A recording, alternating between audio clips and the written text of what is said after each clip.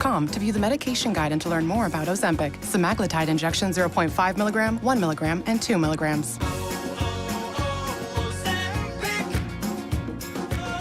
I'm attorney Brian Ritchie. Workers' comp can be tricky, but my law firm will be on top of all the complicated paperwork and sneaky deadlines so that all of your I's are dotted and T's are crossed. If you've been hurt on the job, I'm on top of it. Contact us at ritchielaw.com.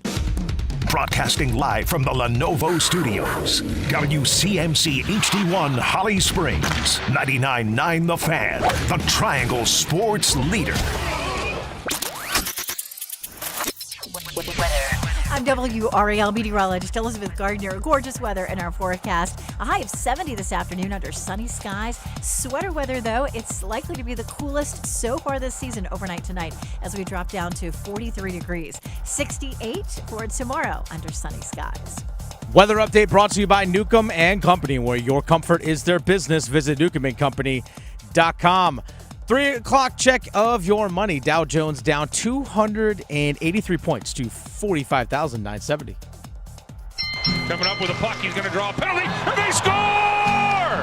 As Bussy's heading to the bench, it's Walker delivering a laser. Sent across Dickinson in front. Bussy makes the save. Nikitin holds, and it stays out. Then on the follow through, they'll score. Carrier gets to the rebound. Hall sends it across Dinkum and drops it. Goes to spare. They score!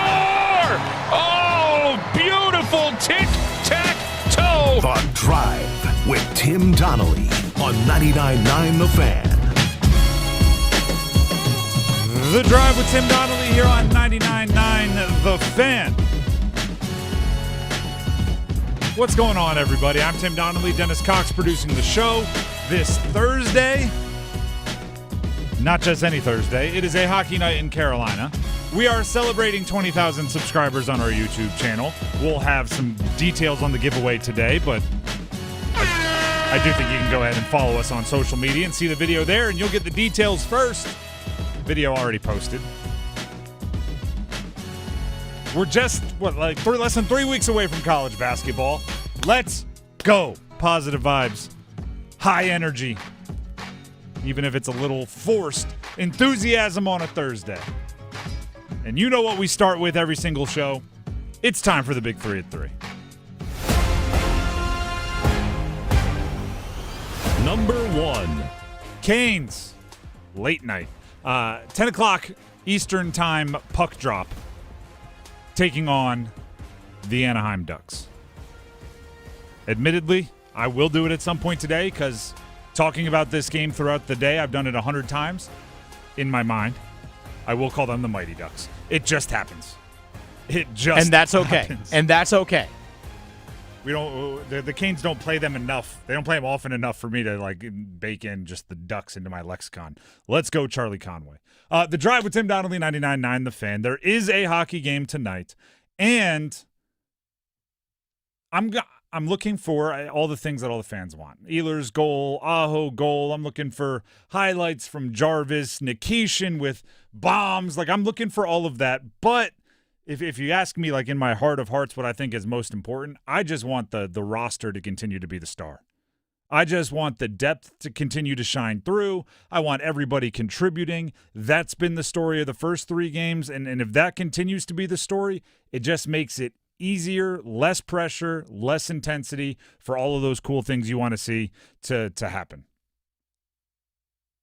I have a stat here from Walt Ruff that I think illustrates this quite well. The Canes, through 3 games, which, by the way, they're 3-0, have 8 players that have opened on a point streak through 3 games for the first time in franchise history. 8 players have at least 1 point in all 3 games. And yes, some that you would expect. Sebastian Aho, Seth Jarvis. Cool. Some that make a little bit of sense. Guys like Taylor Hall, Shane Gostisbehere, veterans, right? Starting hot. What about this one? Alexander Nikitin and Jackson Blake. What about this one? Jordan Martinook and Eric Robinson. There's literally every archetype of hockey player on that list. Super highly paid in their prime stars. The veteran, quote-unquote, glue guys. The veterans with offensive skill sets that you're leaning on for their wily creativity, and darn near brand new to the show future cornerstones like Nikishin and Blake. It is a fantastic mix there. That's what I hope continues to be the story tonight. Like we're going to do, and we do every single time we do a show on a game day, we're going to do first goal scorer predictions later on in the show. We'll get to them about 4:33. I love that this team, like literally every player, maybe other than the goalie, is a completely fair guess to score the first goal of the game, which isn't always the case, right? Sometimes, there's an obvious like 9-hole hitter in the lineup. It's like, well, he's out there for defensive purposes, which there are guys out there for defensive purposes. But if you told me they were going to score the first goal, I'd go, you know what? It's a little wild card, but that's good pick. I hope they continue to get contributions from up and down the lineup. I think that makes for a better culture. I think that makes for more fun for the team. And I think it takes pressure off of any individuals. Because once the postseason comes around, your top guys got to be top guys. For right now, win as a team. That puck drop, as I said, 10 o'clock tonight, and you can hear it right here on 99.9 The Fan, as well as the 99.9 The Fan app. So download that, register, and get ready for some late-night hockey. Start making the coffee. Or taking a nap. There's two ways to go. Either power all the way through and get caffeinated, or, get home after work, throw on some white noise, close the shades, and take a nice nap, and then wake up ready for game time. I know some people that love their naps. Hey, you might be talking to one of them. Don't get many these days. That's number one. Let's get to number two. Number two. The UNC football program, I guess it's been. Did I say program? Did I? How southern? Okay, Pat McAfee. Yeah, program. Never mind. The UNC football program's been a little quiet, hasn't it? Time for some news making. First, we'll start with the tangible football news. The unofficial depth chart put out by UNC has Gio Lopez back starting at quarterback. He is, by the way, Gio Lopez, completely off the availability report that UNC put out this week. So that would imply that maybe he didn't get the start against Clemson for injury purposes, and after the second bye in 3 weeks, he's healthier and back to it. There's levels here. And the hard part is we will not get the motivation, right? We don't know why they're making this decision, if they're making this decision. I will say this. If Max Johnson starts, then they've completely lost the plot. If the team is going out thinking they're playing games with depth charts and things, with all of the other things they need to address, then they've attention spent in all the wrong reasons, resources, time spent for all the wrong things. If Gio Lopez is on the depth charts and he's this, that, and the other, and then they sneak Mac Johnson out there again for a start, I'm going to go, this is worse than I thought. And that says something, because I think it's pretty bad. There's also this ominous piece of reporting that was sent out just this afternoon, 1 hour ago, from Pablo Torre, who many of you remember from his podcast, Pablo Torre Finds Out, which did some deep dives into the offseason of UNC football, including Bill Belichick's relationship with Jordan Hudson and a few others, a few other topics. Pablo tweeted this out. On tomorrow's Pablo Torre Finds Out. He's saying it today. He's obviously releasing a podcast tomorrow. Multiple sources tell me, that's Pablo Torre, that UNC general manager Mike Lombardi left the team in August, 2 weeks before the season opener, to fundraise in Saudi Arabia. A lot more in the episode. Beyond that, more to come, says Pablo Torre. Now, that's a good tease. People are going to tune into his podcast tomorrow, so Pablo knows what he's doing. It just, we will, and once we get more information, we can have all the conversations. Feels very like live golf-y as far as what the different aspects of the conversation are going to be. But it's just another distraction.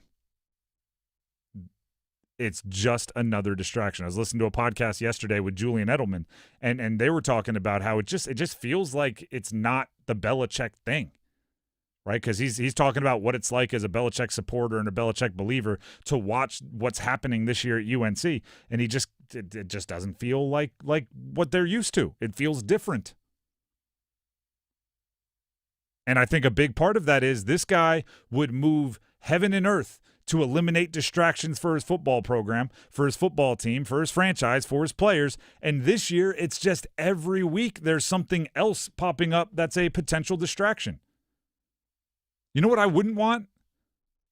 I wouldn't want my college athletes, right, 19 to 22, 23, 24 years old, still figuring out, right, they're still taking, like, psychology classes. They're figuring out how they view the world. I definitely don't want them being questioned by people about the morals and virtues of accepting a potential business deal with a Saudi Arabian financial supporter. By the way, if you paid attention to any of the Live Golf stuff, fully grown adults that have been much more world-traveled handled that conversation horrendously when put in that place.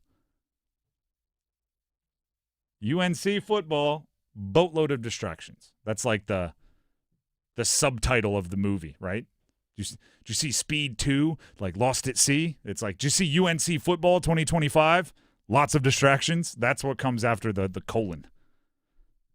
That's number 2. Let's get to number 3. Number 3. Duke football, on the other hand, maybe a few less distractions and a much bigger game this weekend. UNC will be playing, by the way, Friday night late, kind of like the Canes, a little 10 o'clock start against Cal on the West Coast. Duke will get things started on Saturday, noon at home against the number 12 team in the country, Georgia Tech. That's a big game. A lot of national implications on the line in this game. We're not exaggerating when we say that, by the way. No, it's actually one of my favorite like stakes in a game is when there's local implications, regional implications, and national implications, future implications, and like immediate implications. There's stakes of every variety on this game. Right? When we talk local, it's or the local regional aspect, it is going to decide who takes the driver's seat in the ACC. Both of these teams at 3-0. There are, I believe, 3 teams, when you include these two in Virginia, at 3-0. 2 other undefeated teams, SMU 2-0 and Miami 1-0. So whoever wins this game is first to 4-0 in the ACC. And neither has like the Murderers Row lineup in the rest of their schedule, so they take the driver's seat. You look a little bigger, national implications. Georgia Tech, as I said, they're 12th in the country. And Duke is a win that is at least a little respected nationally. It can boost. You're not going to beat Duke, as we've seen teams in the ACC do all year, where they beat a team and then like fall 4 spots in the rankings. If you beat Duke, you're at minimum staying the same and potentially jumping 2 or 3 spots. And when there's a 12-team college football playoff, jumping 4 spots from 12 up. I know it's not CFP rankings, but it kind of it's a good measuring stick for that once they do come out. That's huge for Georgia Tech. So the immediate implications, obviously, are who's going to win, who's going to lose this season. Does Duke have 3 losses? That's kind of a big threshold. And the long-term ones are, I think, both Brent Key and Manny Diaz become more and more attractive for the big money schools as head coaches, particularly if they win games like this one. Both of them. So there's immediate, there's future, and I'm not saying like, oh, they win this, they're getting the Penn State or Florida job or whatever job comes open. But I am saying it builds a case, and it continues to build those resumes and those reputations.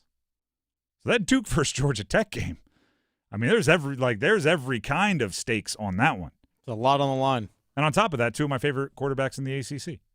Darian Mensah, just poise out there slinging it, and Haynes King just, almost 100% will and want to, finding a way to run for more touchdowns. Like that's just good old-fashioned football. The Drive with Tim Donnelly, 99.9 The Fan. Good old-fashioned hockey tonight. Canes at Anaheim, 10 o'clock. You can hear it right here on 99.9 The Fan. Let's do that hockey. There's one player who's not being talked about enough, maybe because he wasn't on the ice for their most recent game. Stick around. Is your whole home operating at peak performance? With Newcomb & Company, your independent Trane dealer, proudly serving our community for over 70 years. As a Comfort contract customer, you'll get priority service and a 15% discount on all HVAC and plumbing service calls and repairs, including repairs and replacements for faucets, toilets, piping, garbage disposals, water heaters, drain cleaning, and more. Call 919-862-3000 or visit newcombandcompany.com. Newcomb & Company, your comfort is our business. Fall is here, and so are the savings at John Heister Chrysler Dodge Jeep Ram in Lillington. During our Drive into Fall event, get 20% off any new 2025 Ram 1500. That's right, 20% off one of the toughest trucks on the road. Nothing stops Ram. Or take advantage of 0% APR for 72 months. See dealer for details. You choose how you save, so get off your keister and get to Heister. No one in this area has a better selection to choose from. John Heister Chrysler Dodge Jeep Ram in Lillington. It's Bo time.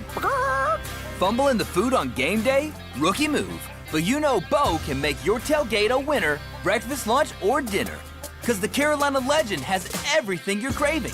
We're talking crispy, juicy chicken loaded with real Southern flavor, fluffy scratch-made buttermilk biscuits, and all the fixins to feed your whole crew faster than you can say touchdown. Be the MVP this season and let Bojangles do the cooking. Order your tailgate today. It's Bo time. Planning a tailgate? Then it's Bo time. Bojangles has everything you need for the perfect tailgate, no matter how many fans you're trying to feed. There's the original tailgate, the super tailgate, and for a really big crowd, the jumbo tailgate special. And if you like your chicken off the bone, choose the Supreme's tailgate special that includes 12 perfectly seasoned tenderloin fillets. So grab the tickets, get that Bojangles tailgate special, and go. It's Bo time. Goodrow with it now. Trying to stuff it out in front. Bossy! Robin Gaudet. And now Carolina sending this in. Robinson's onside. Robinson, he scores! A little backhander, and Eric Robinson, he stays red hot. His second of the season, and it's a 3-1 lead, Carolina. The Drive with Tim Donnelly, 99.9 The Fan. I started off talking about the depth of the Carolina Hurricanes and going into their game against Anaheim tonight. I think that's one of the stories of the early part of the season. And it's fantastic. Right? Let's not overcomplicate it. Your team playing well top to bottom, having scoring chances from all four lines, having blue liners that are taking care of their business, on their main job on the defensive side, and then also contributing to goal production. Like there's a lot of good there. There is one conversation though that I think could be a little awkward.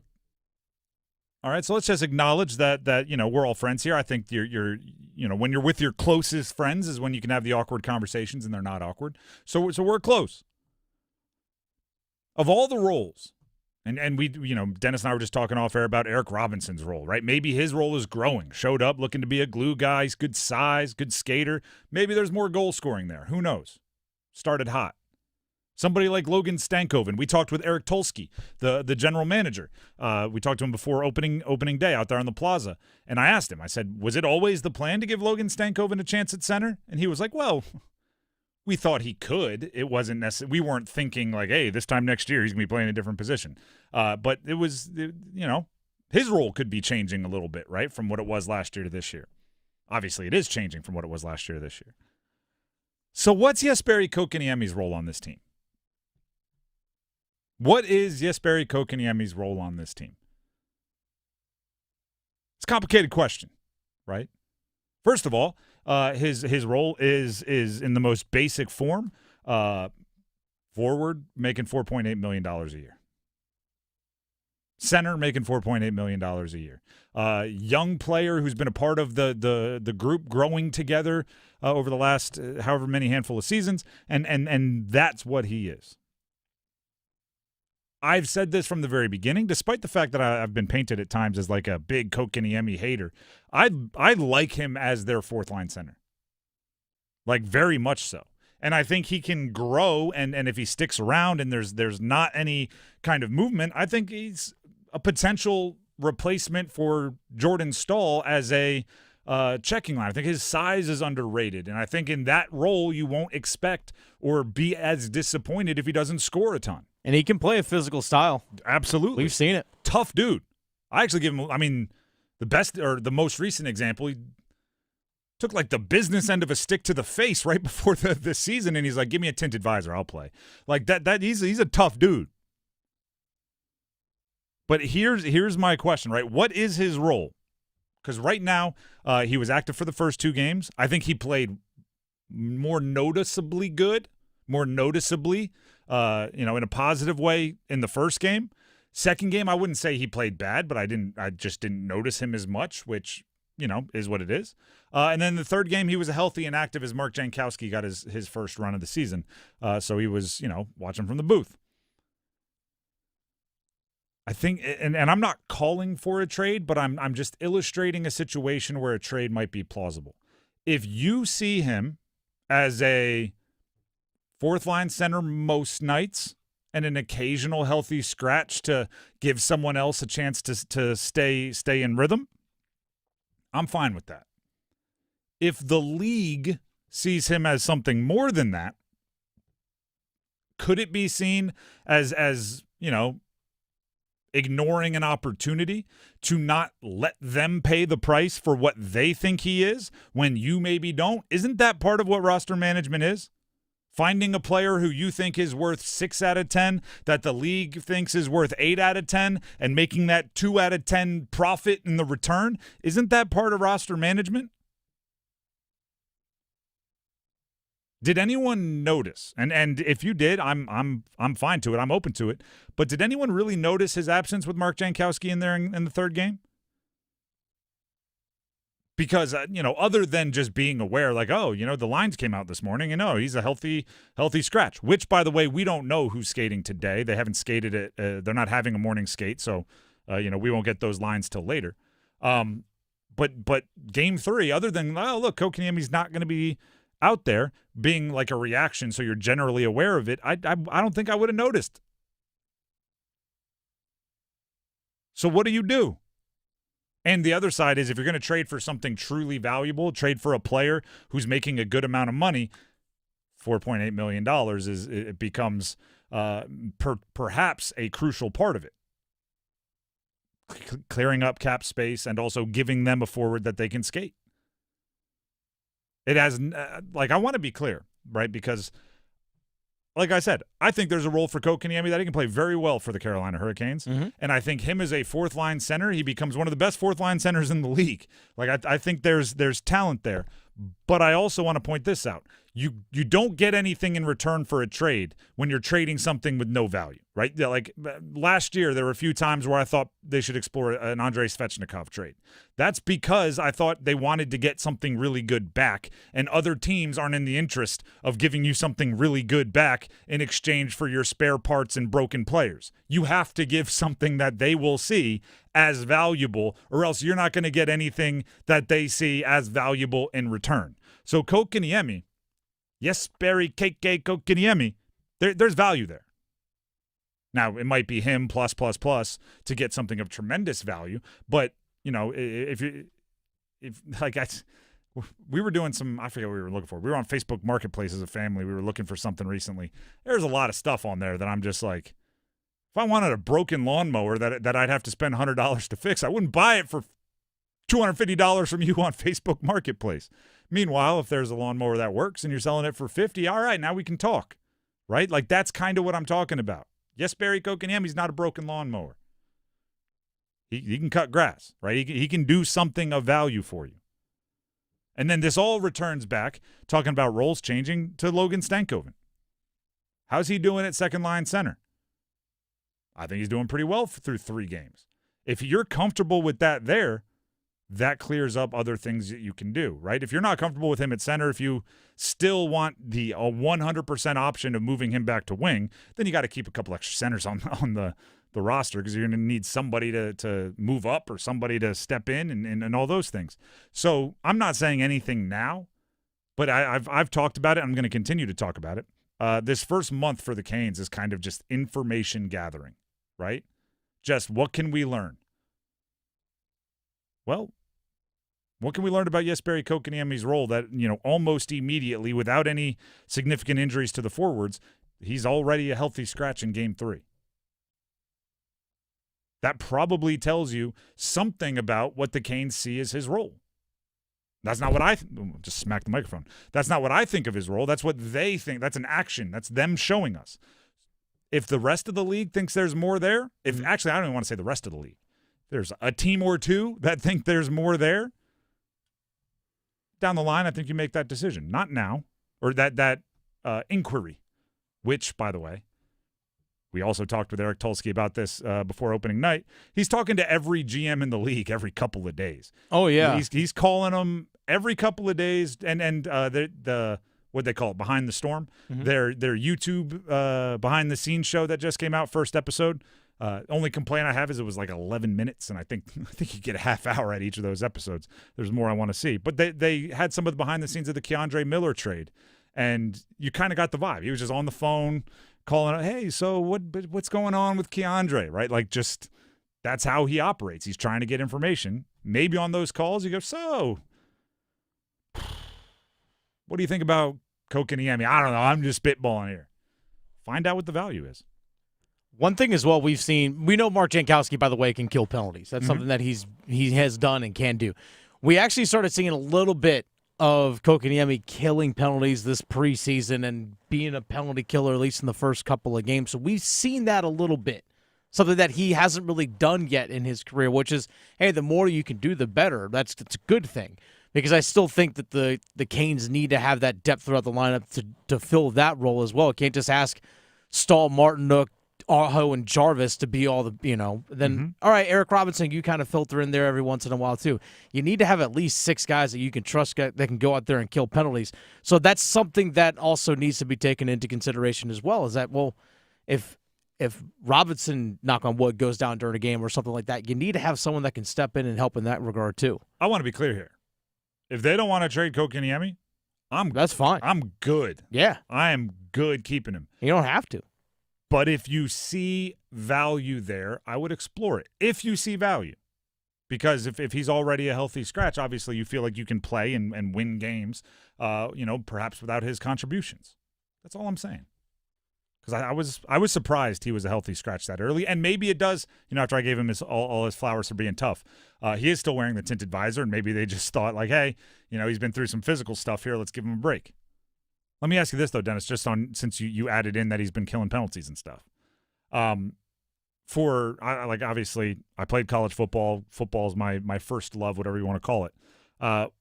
When I randomly see a backup quarterback, particularly a third-string quarterback, somebody that's like not in your obvious plans, running the ball a lot in the preseason, I go, I wonder if they're trying to trade this guy. They're trying to show everything he can do, and then they're calling someone else up and going like, so I got a running quarterback that would be perfect for your backup. Like if Kotkaniemi all of a sudden he's killing penalties and he's out there doing a whole bunch of stuff he's not normally doing, there could be a little bit of that. But that's me reading tea leaves, and I'm always connecting dots, maybe sometimes too far away. So don't maybe. But it's not a 0% chance, I'll tell you that much. The Drive with Tim Donnelly, 99.9 The Fan. Before we move on, Tim Donnelly here for Bailey's Fine Jewelry. I'll connect some dots here for you. You like walking into a room and having everybody go, that guy, that lady, they know what they're talking about. They got something to them. You know how you can do that? Throw a pre-owned and vintage Rolex, or throw a Omega Speedmaster. Maybe the Moon Watch, right? The watch that NASA has certified for walking on the moon, and more of those watches have been on the moon than any other model. Put those on your wrist, walk into a room, see what happens. All of a sudden, everybody's like, all right, look at that. Statement made. Fox and Bailey Watch Shop, located inside Bailey's Fine Jewelry, can find whatever watch makes whatever statement you want it to make. You want to grab a pilot's watch? Maybe you can keep multiple times, right? You know somebody in a different time zone. You want to be able to keep that right there on your wrist. That's cool. Or how about, here's another reason why I'm a big watch guy, and I have a hack watch, right? The watch that won the war on my wrist right now. I like it because then you don't have to check your phone for the watch, for the time all the time, right? Sometimes if there's a notification there, I don't want to see it. I got other things going on. I want to stay present for whatever I'm doing, but I got to know the time. Watch. It's perfect. Engineering, right? Get an automatic and mechanical watch and make it a luxury one so you can ball out while doing it. It's all at Fox and Bailey Watch Shop at Bailey's Fine Jewelry at their Village District location. When you stop in, make sure you let them know you heard about it from me, Tim, on 99.9 The Fan. Coming up next, we have the Dean's List, and at least one member of the Carolina Hurricane system is on the Dean's List. I'll tell you who coming up next. With the new IHOP value menu, $6 is all it takes to go to your happy place, where stacks of pancakes with bacon and eggs are just $6 every day. French toast, sausage, and eggs are, you guessed it, $6. And fluffy omelets come with a side of pancakes and only cost $6. Go to your happy plates every day at IHOP. $7 in some locations. Available every day for a limited time at participating restaurants in the U.S. Hours may vary. No substitutions. Not valid with other discounts or promotions. Prices may vary. Big color, bigger savings. It's Sherwin-Williams' biggest super sale. Get 40% off paints and stains October 17th through the 27th with prices starting at $29.39. Whether you're refreshing your interior or exterior, we've got the colors to bring your vision to life. And with delivery, getting everything to your door is easier than ever. Shop online to have it delivered or visit your neighborhood Sherwin-Williams store. Retail sales only. Some exclusions apply. See store for details. Delivery available on qualifying orders. You know that Big Bargain detergent jug is 80% water, right? It doesn't clean as well. 80% water? I thought I was getting a better deal because it's so big. If you want a better clean, Tide Pods are only 12% water. The rest is pure, concentrated cleaning ingredients. Oh, let me make an announcement. Attention shoppers, if you want a real deal, try Tide Pods. Stop paying for watered-down detergents. Pay for clean. If it's gotta be clean, it's gotta be Tide Pods. Water content based on the leading bargain liquid detergent. Think Verizon, the best 5G network, is expensive? Think again. Bring in your AT&T or T-Mobile bill to a Verizon store today and we'll give you a better deal. Now, what to do with your unwanted bills? Maybe turn them into paper airplanes headed to See Ya Never AT&T and T-Mobile. Jokes aside, the best 5G network has you covered with the most ways to save on plans, streaming, and phone deals. So bring in your bill to your local Verizon store today and we'll give you a better deal. Rankings based on Root Metrics True Score report dated 1H2025. Your results may vary. Must provide a postpaid consumer mobile bill dated within the past 45 days. Bill must be in the same name as the person redeeming the deal. Additional terms apply. Adam Gold in studio with my friend Ryan Monsine from the Aluminum Company of North Carolina. People are looking around their homes right now and they're saying, I need this, I need this, I need this. You guys do everything for the exterior of your home. How do you keep it from being overwhelming for the homeowner? Right, Adam. The first thing we do is we come out there, do an assessment with the homeowner. It's a no-obligation estimate, and we can break it up into phases of projects, or if you want to break it up into easy monthly payments, we come out there, give you a good plan. It's no pressure, no obligation, and whether it's windows, siding, doors, roofing, most of these projects we give you a lifetime warranty on for the rest of your time in the home. And then you can also break it up into easy monthly payments and make it manageable for your budget. I love manageable. I love easy monthly payments. I love lifetime warranties. Ryan Monsine from the Aluminum Company of North Carolina. These people are amazing. You should check them out online, aluminumcompany.com. Here's a snap. He will throw. They bring pressure. He's got time, though. Lofts it. In zone for Barkay. Got it again. Touchdown. His second of the ball game. A little shoulder shake. The Drive with Tim Donnelly, 99.9 The Fan. It is a hockey night in Carolina. First goal scorer predictions about an hour from now, 4:33. So be ready to show off that you know Canes hockey. If you think you know Canes hockey, or try to get lucky if you don't, but you want to be involved in the game anyway. That's coming up about 4:33. Right now, Dean's List time.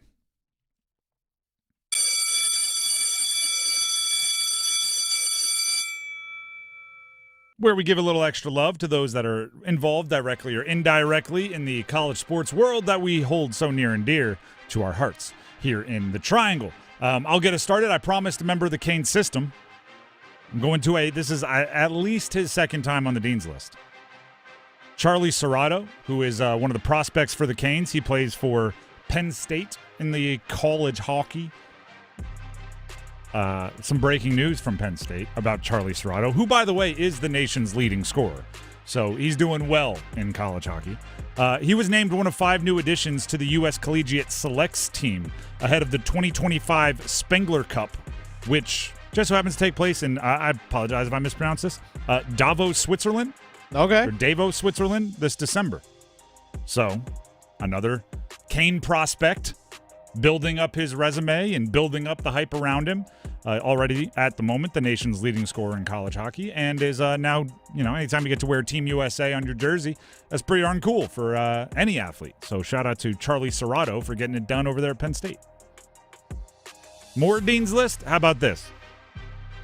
I'm throwing ECU football on the Dean's List. All right, they played tonight. They played tonight, And that's part of it. Here's the stat I'm focusing on. They've played 6 games this year.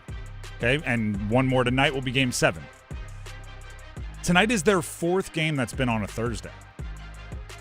That's kind of wild. I kind of love it. And I was thinking about this yesterday because I went to the University of Delaware, followed the Blue Hens. They played last night, and I was like, this is kind of cool. A little like midweek after work, turn on the football game. There's not 900 other college games you're trying to pay attention to. You just kind of get to lock in on your team. ECU's like, yeah, we do that more than half the time. We're just a Thursday game. That's their stuff. So they play Tulsa tonight, and I'm like, yeah, they're trying to own Thursdays, and I respect it. 3 of their 6 games thus far have been on Thursdays, and they play tonight, another Thursday game. They make the Dean's List. Dennis, do you have a Dean's List you'd like to throw out here? I do. I'm actually going to throw Howard men's basketball on there. All Howard right. University. They just hired former Duke assistant coach, or Duke alum, I should say, Nate James, to their staff for this upcoming season. I believe their head coach is also a Duke alum. That he is.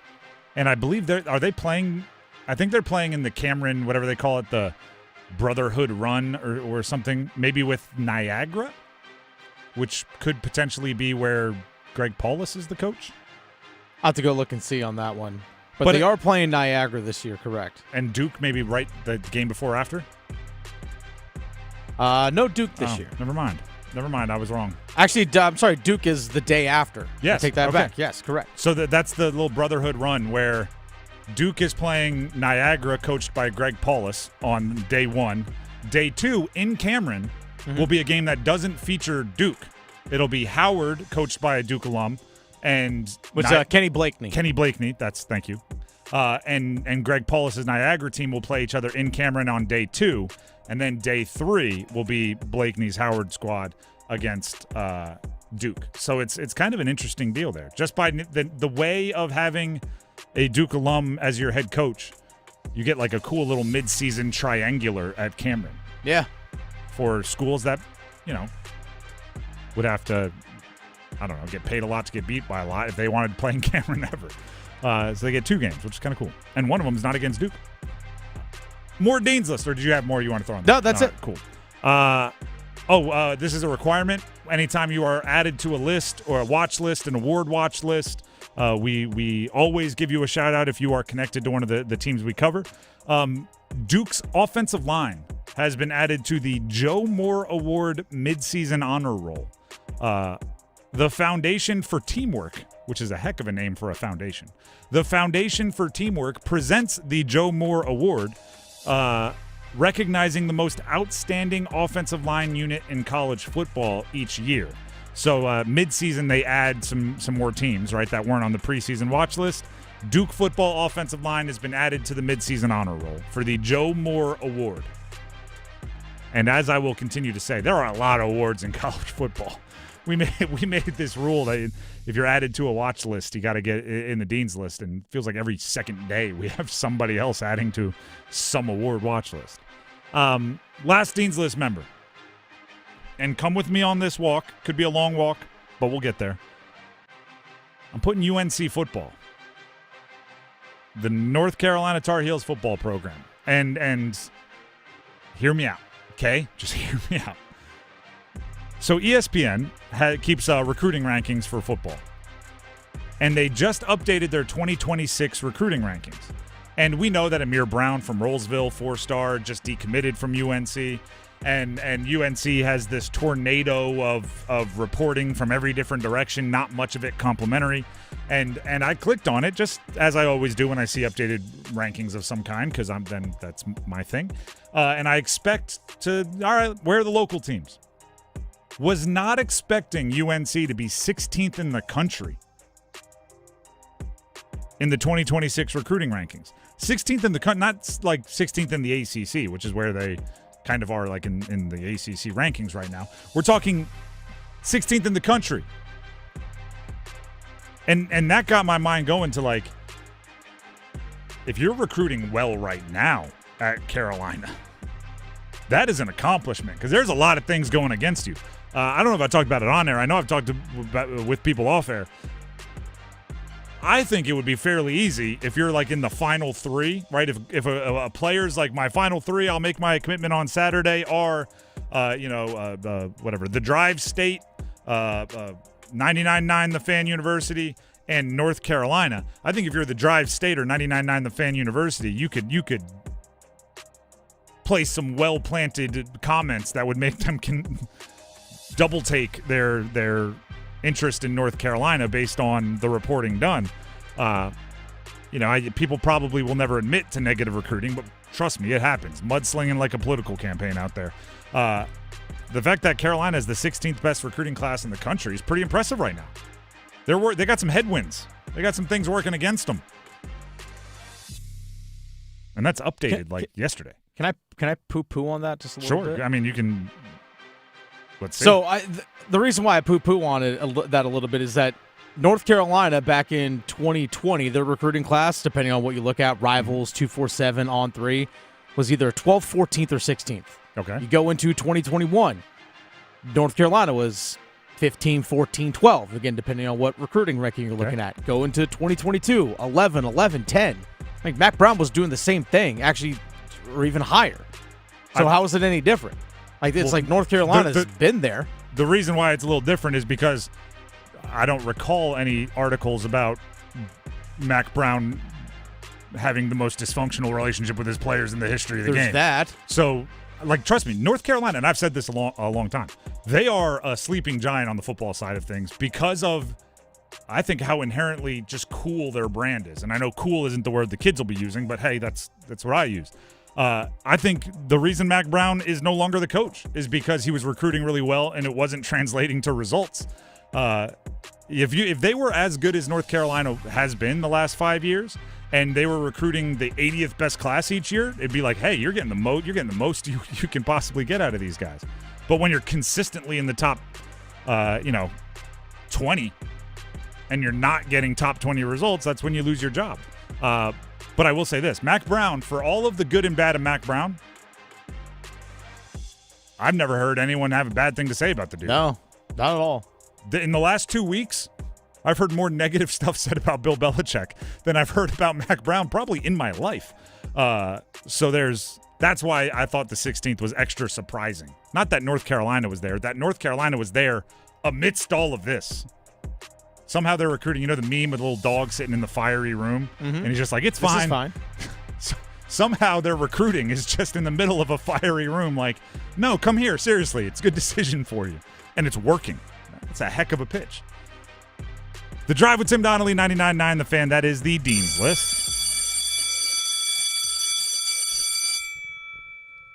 If your house feels like, not actually, but feels like it's on fire, like the one I just described, you might want to call Mainer Service Company. Could be something up with your heating system. Well, it's set to, let's see here, 72. Why does it feel like the Sahara Desert in here? Call Mainer Service Company. Maybe in the middle of the summer, right? Same thing, right? If it's 100 degrees outside, you got the air conditioning running, and you're inside with your shirt off sweating, well, maybe that's a time to call Mainer Service Company. Basically, if anything goes wrong like that with your house, it's time to call Mainer Service Company. Heating, cooling, plumbing, electrical. The way I've been describing it is if something you normally take for granted isn't working, call Mainer Service Company, right? We all expect when you're done doing your business, you flush the toilet, it works.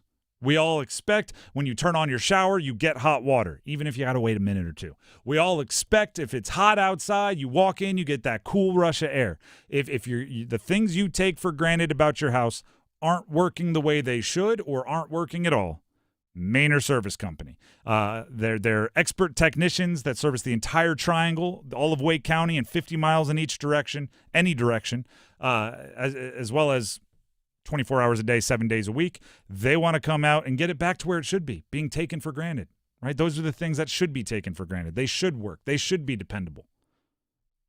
If you have some maybe not dependable parts of your house, give them a call. 919-361-0993. That's 919-361-0993. Or visit them online at MainerServices.com, MAYNOR services.com. Coming up next, we revisit our preseason ACC awards, and I'm just going to politely ask for a do-over and do midseason ACC awards because that first ballot needs to be torn up and ripped out. Stick around, coming up next.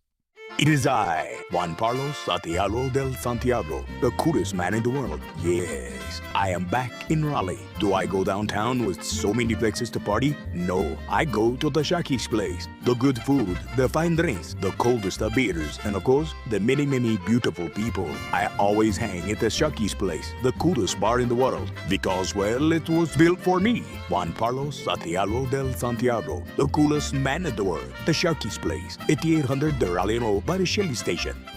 Lenovo is celebrating 20 years of calling the Triangle home and empowering local education partners, helping them foster learning opportunities that'll inspire next-generation innovators. At Lenovo, we're shaping today and tomorrow using smarter technology for all. This is the story of the one. As a custodial supervisor at a high school, he knows that during cold and flu season, germs spread fast. It's why he partners with Grainger to stay fully stocked on the products and supplies he needs, from tissues to disinfectants to floor scrubbers. All so that he can help students, staff, and teachers stay healthy and focused. Call 1-800-GRAINGER, click Grainger.com, or just stop by. Grainger, for the ones who get it done. Struggling with high interest debt? You can pay it all off in days with Loan Pronto's Rapid Equity Loan. Hey, it's Dennis Cox. Get cash out now without touching your low-rate first mortgage. No appraisals, no waiting, no BS. The Rapid Equity Loan program at Loan Pronto is amazing. One Loan Pronto client just got $300,000 approved in under 24 hours. They paid off debt, renovated their kitchen, and cut their monthly expenses by $1,800. That's a huge turnaround. Loan Pronto, instant approvals, low rates, no hard credit pull up front. Listen, your home equity is yours. Use it. Get cash to consolidate your debt down to one easy low monthly payment. Call Loan Pronto now for a free instant appraisal for your home and see how much cash you can get today. Loan Pronto is A+ rated by the BBB and have nearly 2,500 five-star Google reviews. Their service is off the charts. Call now to start the conversation. 919-381-1760, loanpronto.com. 919-381-1760. Get debt relief now. Loanpronto.com. Equal housing lender. NMLS 1661781 on approved credit. NMLSconsumeraccess.org. In zone for Brown on the left. He's got it! Touchdown! Quayshawn Brown, full extension. And the Blue Devils are an extra point away from tying it. It's game time. The Drive with Tim Donnelly, 99.9 The Fan. Put it in work on the main line. All right, this is one of those situations where I get pretty annoyed by the fact that I make such a big deal about accountability, and when you're right, you get to boast, and when you're wrong, you gotta eat that and wear that one as well. We did, as we usually do, ACC preseason predictions. Usually I'm pretty good. I'll say that. This year, not at all. So I am politely asking for a little bit of a redo. And in order to earn that redo, I will own up to my misgivings before the year. Before the year, we did 7 categories. I have them here in front of me. And I have my answers here in front of me. And I have what I would like to change them to here in front of me. We'll start with we had highest draft pick as who out of the ACC will be the highest drafted player this year. My preseason pick was TJ Parker from Clemson. I still think he's a first rounder. I no longer think he is going to be the highest drafted player. Okay. I'm asking for my redo and going Ruben Bain Jr. from Miami. Okay. I've seen him mocked as high as number 2. I think he is the latest infatuation, and I think Miami's going to play in some big games where he'll get to kind of solidify that sizzle. But I'll give this to this is not nearly my worst pick. I think TJ Parker is going to impress at combine situations and in workouts, and he is going to rise back into being a top 10 draft pick, just probably towards the back half of the top 10. Yeah, he'll be at minimum 15. Yeah, exactly. Yeah, you're top half of the first round. If you were a basketball player, he's a lottery pick. Yeah, it's not a big quote unquote miss. Biggest disappointment. Oh. I don't think my original answer was SMU. I don't think that's a horrendous pick. I think that it was it's not terrible. Obviously one-upped by a couple of other teams. Mm-hmm. As far as I'm concerned, it's a UNC Clemson tie. Based on their expectations, they both underperformed in a massive way. If you make me pick, I think I'm going UNC. Okay. Just because I still think there's like the defense on Clemson has been good at times. Like there's something salvageable about Clemson. There's not much salvageable about UNC right now. But again, SMU, I think they're under, their expectations were very high. They're a top 25 team in the country in a lot of rankings, and I don't see that happening. Although they are still 2-0 in the ACC. Oh, that is a tough one between Carolina and Clemson. Yeah. Because you can make a strong argument for Clemson. Like, look, you got all the top guys coming back. You're the reigning ACC champs. And it was over quick for them. Real fast. A month in, it was like, oh, never mind. Which is fast, and their expectations were much higher than UNC's, so they don't have to be as bad as UNC to underperform by more. So it's again, that's one you could take either one.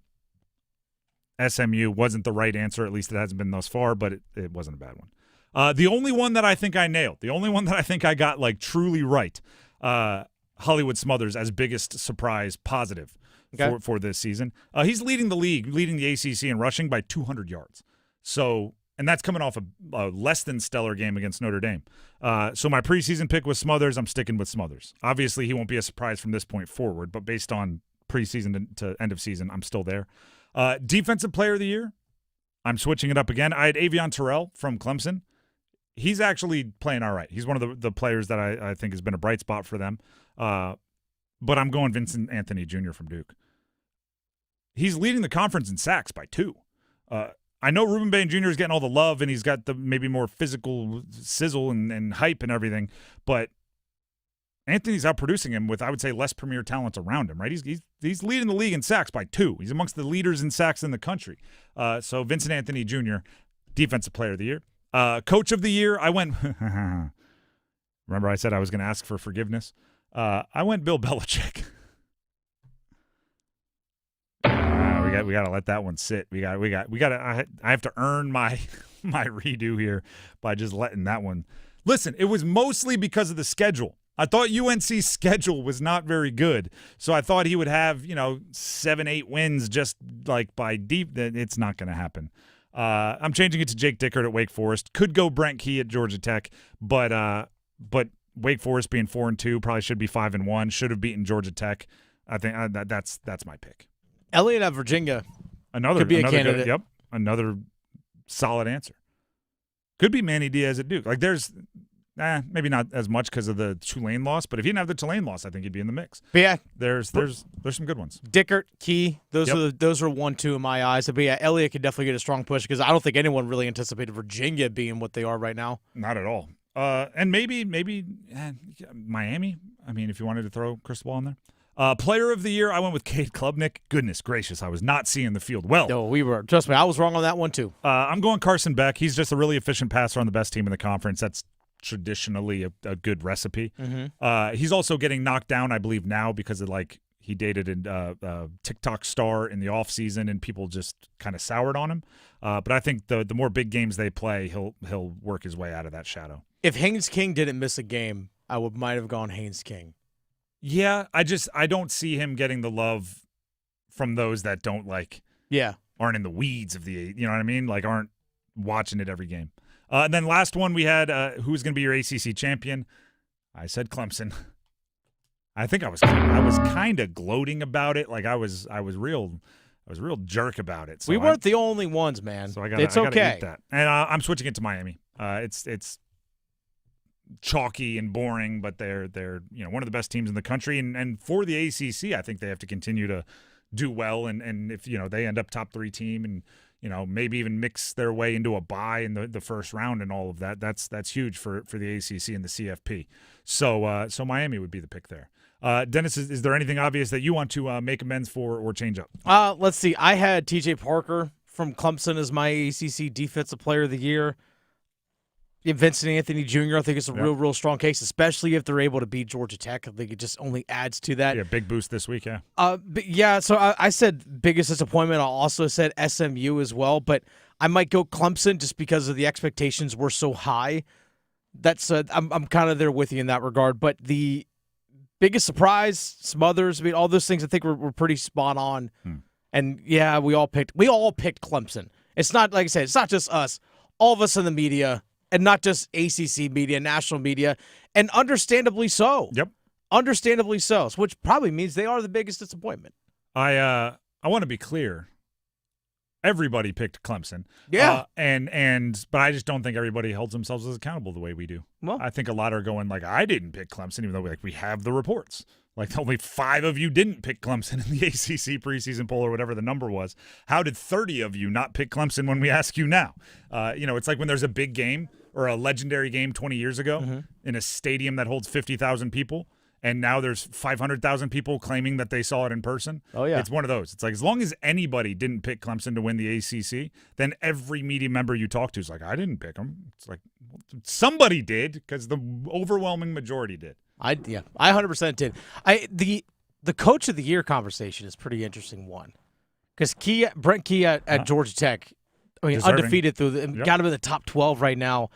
I mean, Mario Cristobal, the expectations were to be a top 10 team, so I don't think they're really going above and beyond any expectation this year. But yeah, Dickert at Wake Forest, I mean, most people have had him finishing in the bottom 5 of the ACC, and like you said, they're 4-2, and probably should have beat Georgia Tech. And we might be doing a little East Coast biased here because I think it's fairly easy to look at a team like Cal, who is 4-2 and playing well, and they were like.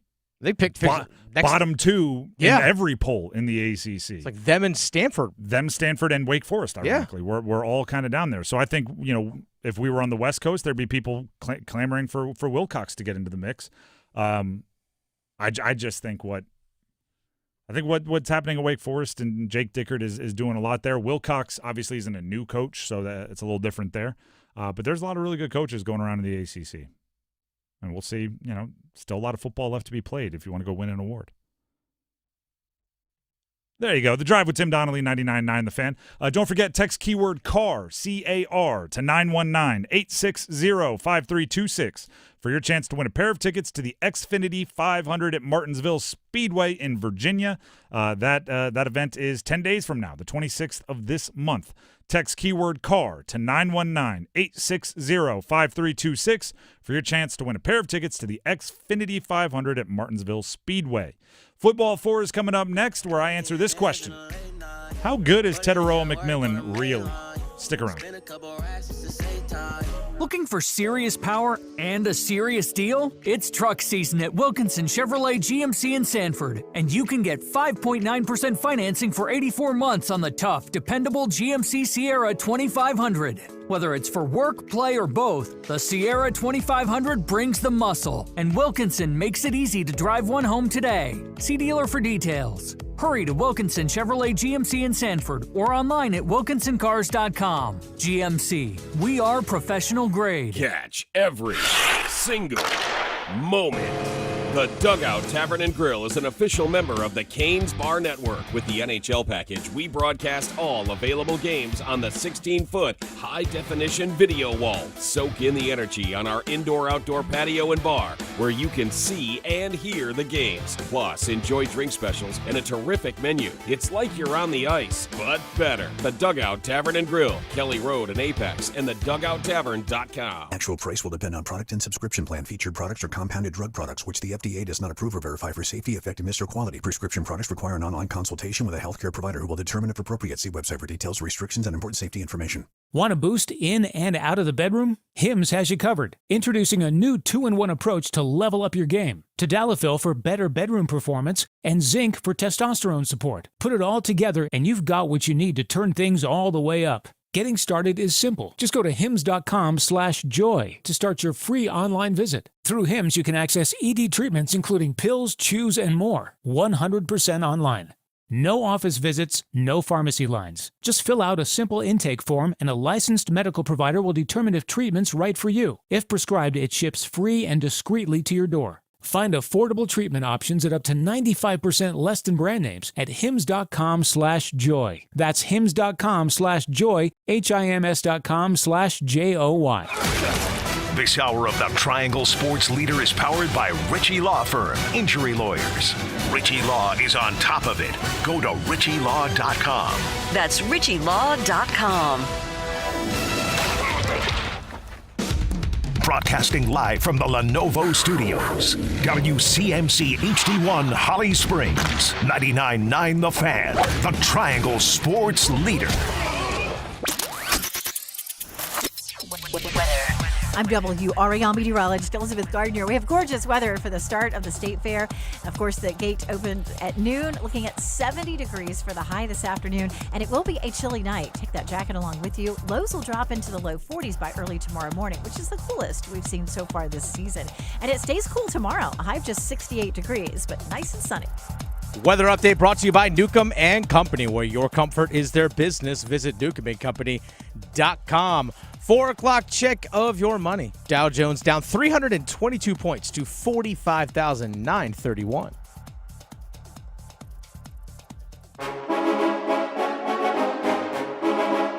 Let's move the chains. Time for football at 4. The Drive with Tim Donnelly, 99.9 The Fan. Tetairoa McMillan, 8th overall pick for the Carolina Panthers. I don't want to say he's getting lost in the shuffle because he's being talked about a decent amount. But I don't know if he's being given the proper credit. And I want to make sure he's given the proper credit. Because there's a lot of debates happening right now with the Carolina Panthers. How should you handle the backfield now that Chuba Hubbard looks like he's coming back? We're doing the most sports fan thing on the planet in that debate. Do you know that I'm aware that Chuba Hubbard has broken down the full team huddle at the beginning of practice? He's the guy that said, whatever, Panthers on 3 for each of the last 2 practices. I'm aware of that. I've not attended either practice because somehow the overanalyst thinks that's somehow in play for who's going to get like the most carries, right? Everybody's breaking down. If Rico Dowdle, held the door open for Chuba Hubbard going into the locker room, somehow I think we'd be like, look at Rico. He's willing to take a service role of the starter. Like it's that kind of stuff going on. And we're in the weeds with what Jalen Coker's role should be when he gets back and healthy, and how does that impact Renfro or Leggett or whoever. J.C. Horn, should he travel with the team's best wide receiver? How does Mike Jackson react when J.C. Horn gets to go to the coach and say, I want to guard George Pickens on the key drive? Does Mike Jackson take that as an insult? We've had all these conversations in Panther fandom, and then there's always this weird little tag, right? It's in whatever you're talking about, and then you just go like, and Tetairoa McMillan's obviously the number 1 wide receiver, and you move on to the next. He's already one of the more like obvious, stable, dependent upon parts of the Carolina Panthers. I didn't even talk about all the debates about Bryce Young, the polarizing nature of him as a quarterback. And then you just throw in there, and Tetairoa McMillan is awesome. He's 6'4.5". All right, cool. How good is he really? Well, I can tell you this. This past week, week 6, Pepsi Zero Sugar Rookie of the Week in the NFL. Caught 2 touchdowns. I actually think it was not nearly his best game, but 2 touchdowns, flashy. People like the sizzle. Here's my official stance that I think we need to address. Tetairoa McMillan is playing better than you think he is. And that goes for pretty much no matter how good you think he's playing. And it's not because of his raw statistics, although they're impressive. It's not because of where he is in statistical categories amongst rookies or amongst all wide receivers, although he is high, right? Top 20 in receiving yards. He's up there in targets and catches. Like, he's doing a whole bunch of really good things if you just judge him by his trading card statistics. Right? Remember back in the day, you get a sports card? I'm actually learning this, Dennis. It's killing my nostalgia. So my son's kind of getting into sports cards. Doesn't really get it, but he likes collecting them. And I got the guy with the red jersey, and I got this guy with the blue jersey. And who doesn't? They don't put the stats on the back anymore. They put like a 2 or 3 sentence weird description. Like, ever since coming out of the University of Pittsburgh, Kenny Pickett has been a leader amongst the quarterback ranks in his draft class. And that's what it says on the back, rather than passing yards and passing touchdowns in each season he's been in the league, which was part of the joy for me, right? When I was collecting cards growing up, you grab the guy, you turn it over. Oh, look at that. His completion percentage was 64% 2 years ago. That's crazy. Like, that's what it was. So I have to find a new way to describe it, because I've always said, like, this guy's really good in the trading card statistics, and what that meant was I'm not talking advanced analytics, right? I'm talking, like, if I'm talking baseball and I say trading card statistics, I'm talking home runs, RBIs, batting average. Like, I'm talking about the ones that we used to look at on the back of trading cards. Now they don't even exist. So whatever those statistics are, Tetairoa McMillan's doing well, right? He's catching passes. Now he's catching touchdowns, getting yards, doing all that. It's great. And I think because that's so cut and dry, that's why we're just like, and he's good. Who's the number 2 wide receiver? He's doing all right. How are we going to handle the backfield? You have to consider the environment in which he's producing. You have to consider the passing offense of which he's a part of. The Panthers are at their best, as we've seen over the last 3 seasons, when Bryce Young is throwing for like 200 yards. They're at their best when he's making a few good throws in key moments, and other than that, he's handing it off. They're controlling the clock. Everything that makes the Panthers the best version of themselves makes it more difficult for a wide receiver to impress, especially when you're playing a ton of 1 o'clock Sunday games. Right? Because we watch Tetairoa McMillan every play because we're Panther fans, and we see that darn near every catch is going for a first down.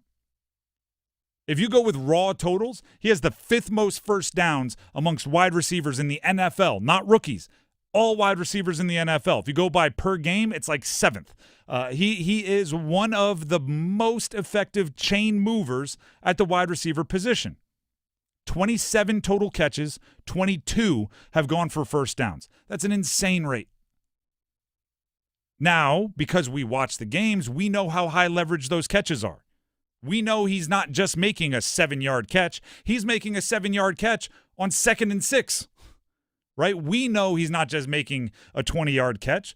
He's making a 20-yard catch to kickstart a run of first downs that leads to a touchdown. We know that. But when you're playing the Sunday 1 o'clock games, and there's 900 other NFL games going on, and the other fans are watching the other games, they're not catching the importance of it. They're just seeing 3 catches for 32 yards, right? They're just seeing 10 targets, 6 catches, 68 yards.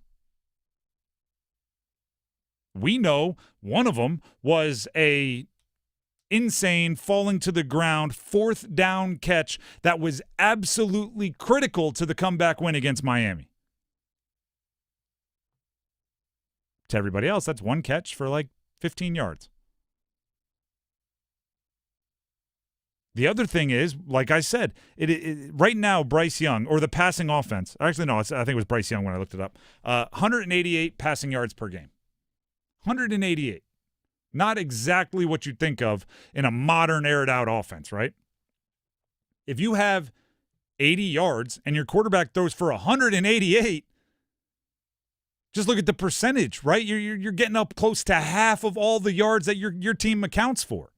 Meanwhile, if somebody like, I don't know, a George Pickens or a CeeDee Lamb in Dallas, or Emeka Egbuka, who's being considered, up until his injury, Tetairoa McMillan's main competition for best rookie wide receiver this year. When they're throwing for 350 if their guy gets 80 yards, it's a different percentage, right? There's more opportunities there. Here's the other thing I want to point out about Tetairoa McMillan and why I'm so excited about him for the Carolina Panthers. When defensive coordinators, when secondaries coaches, right, the opposing team's defensive backs coach gives his last, morning of team meeting note to his players, what do you think it is when they're playing the Panthers? I bet you the last 3 things he says are like, always know where big number 4 is. Always, hey, don't watch his hips, right? Old school basketball defense. Yeah. He's going to try to get you off your spot. He's more fluid than you think. Don't let him behind you. Don't let him shake you.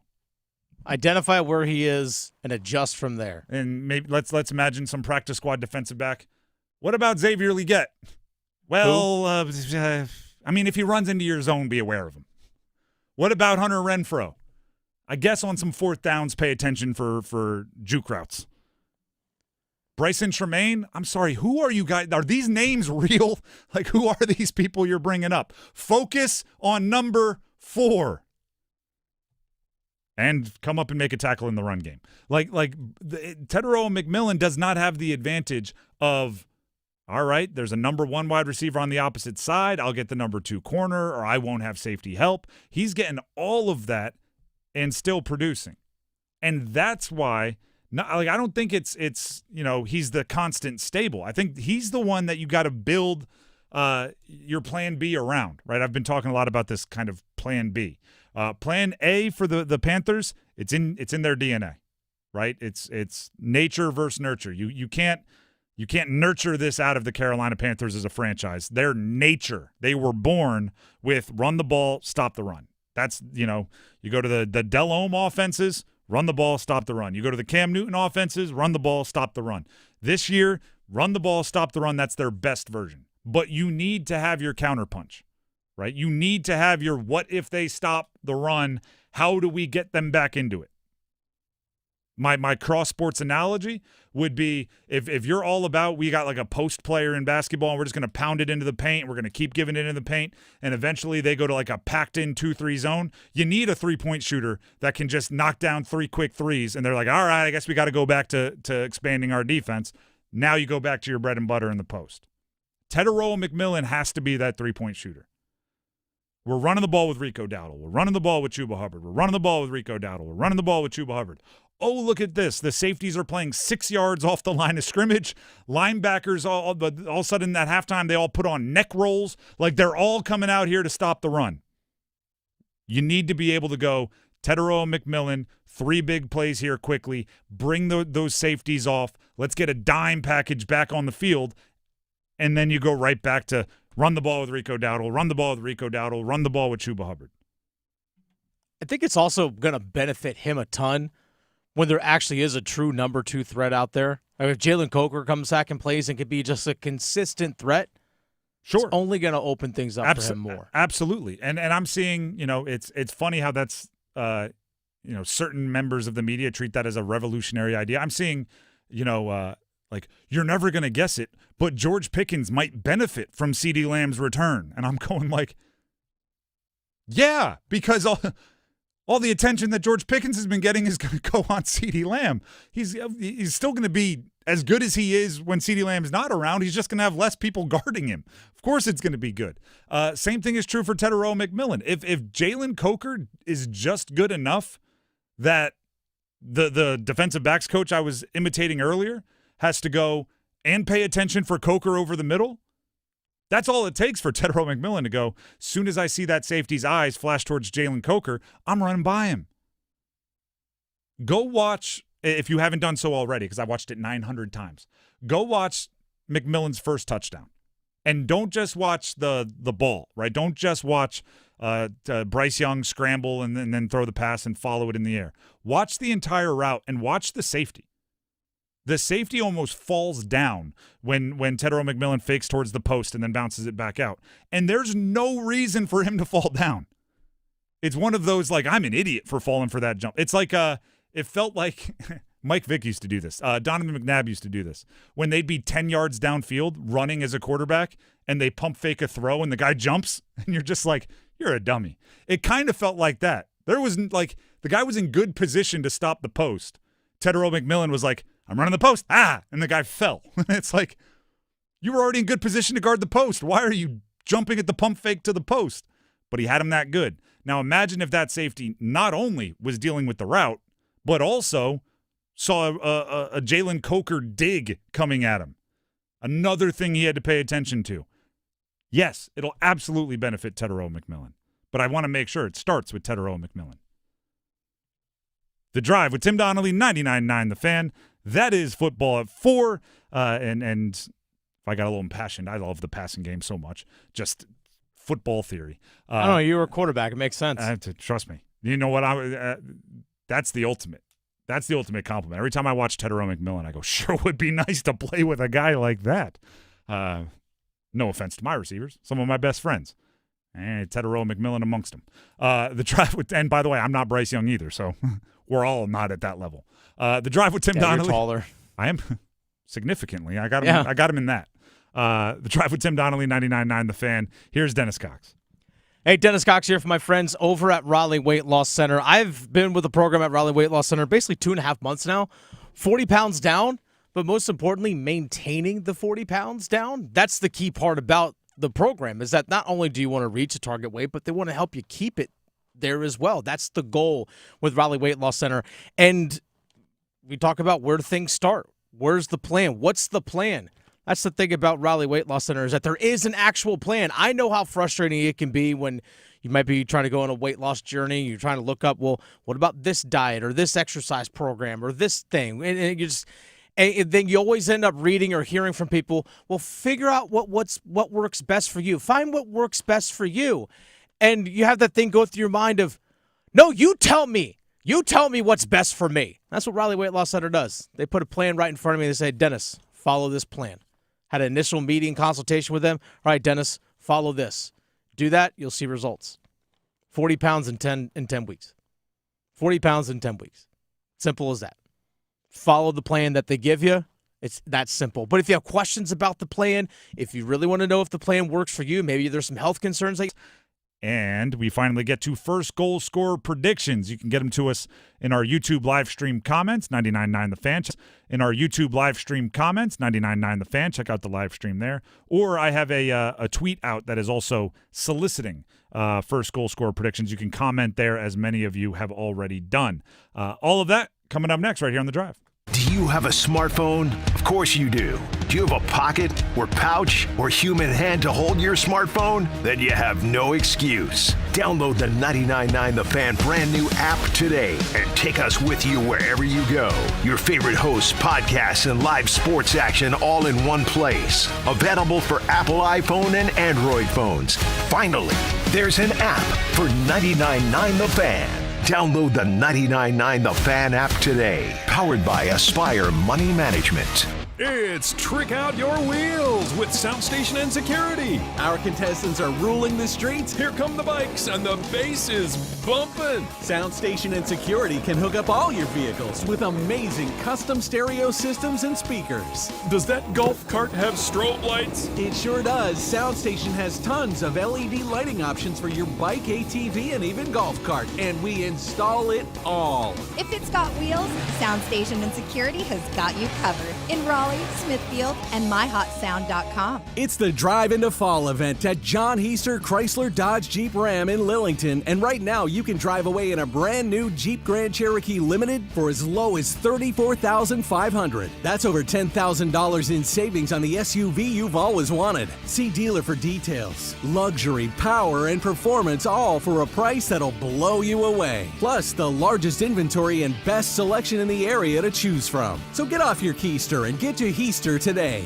John Heister Chrysler Dodge Jeep Ram in Lillington. Pros don't just show up. They prove how it's done. With precision and without shortcuts. Makita tools are built the same way. With a dedication to lasting quality. Trusted performance and results that reward your effort year after year. When the job calls for the best, call on Makita. Built to be the best. Available at the Home Depot. Are you trapped in a high-rate mortgage, watching your hard-earned money vanish every month? Stop. Right now at Loan Pronto, they are delivering the lowest mortgage rates in 3 years. Hey, it's Dennis Cox. Loan Pronto's rate reduction home loan program is a streamlined, low-cost way to slash your house payments by hundreds of dollars a month. Lock in a fixed rate as low as 4.99% APR and close in as little as 2 weeks. No appraisal needed in most cases. And here's the kicker. You can skip your next 2 house payments entirely.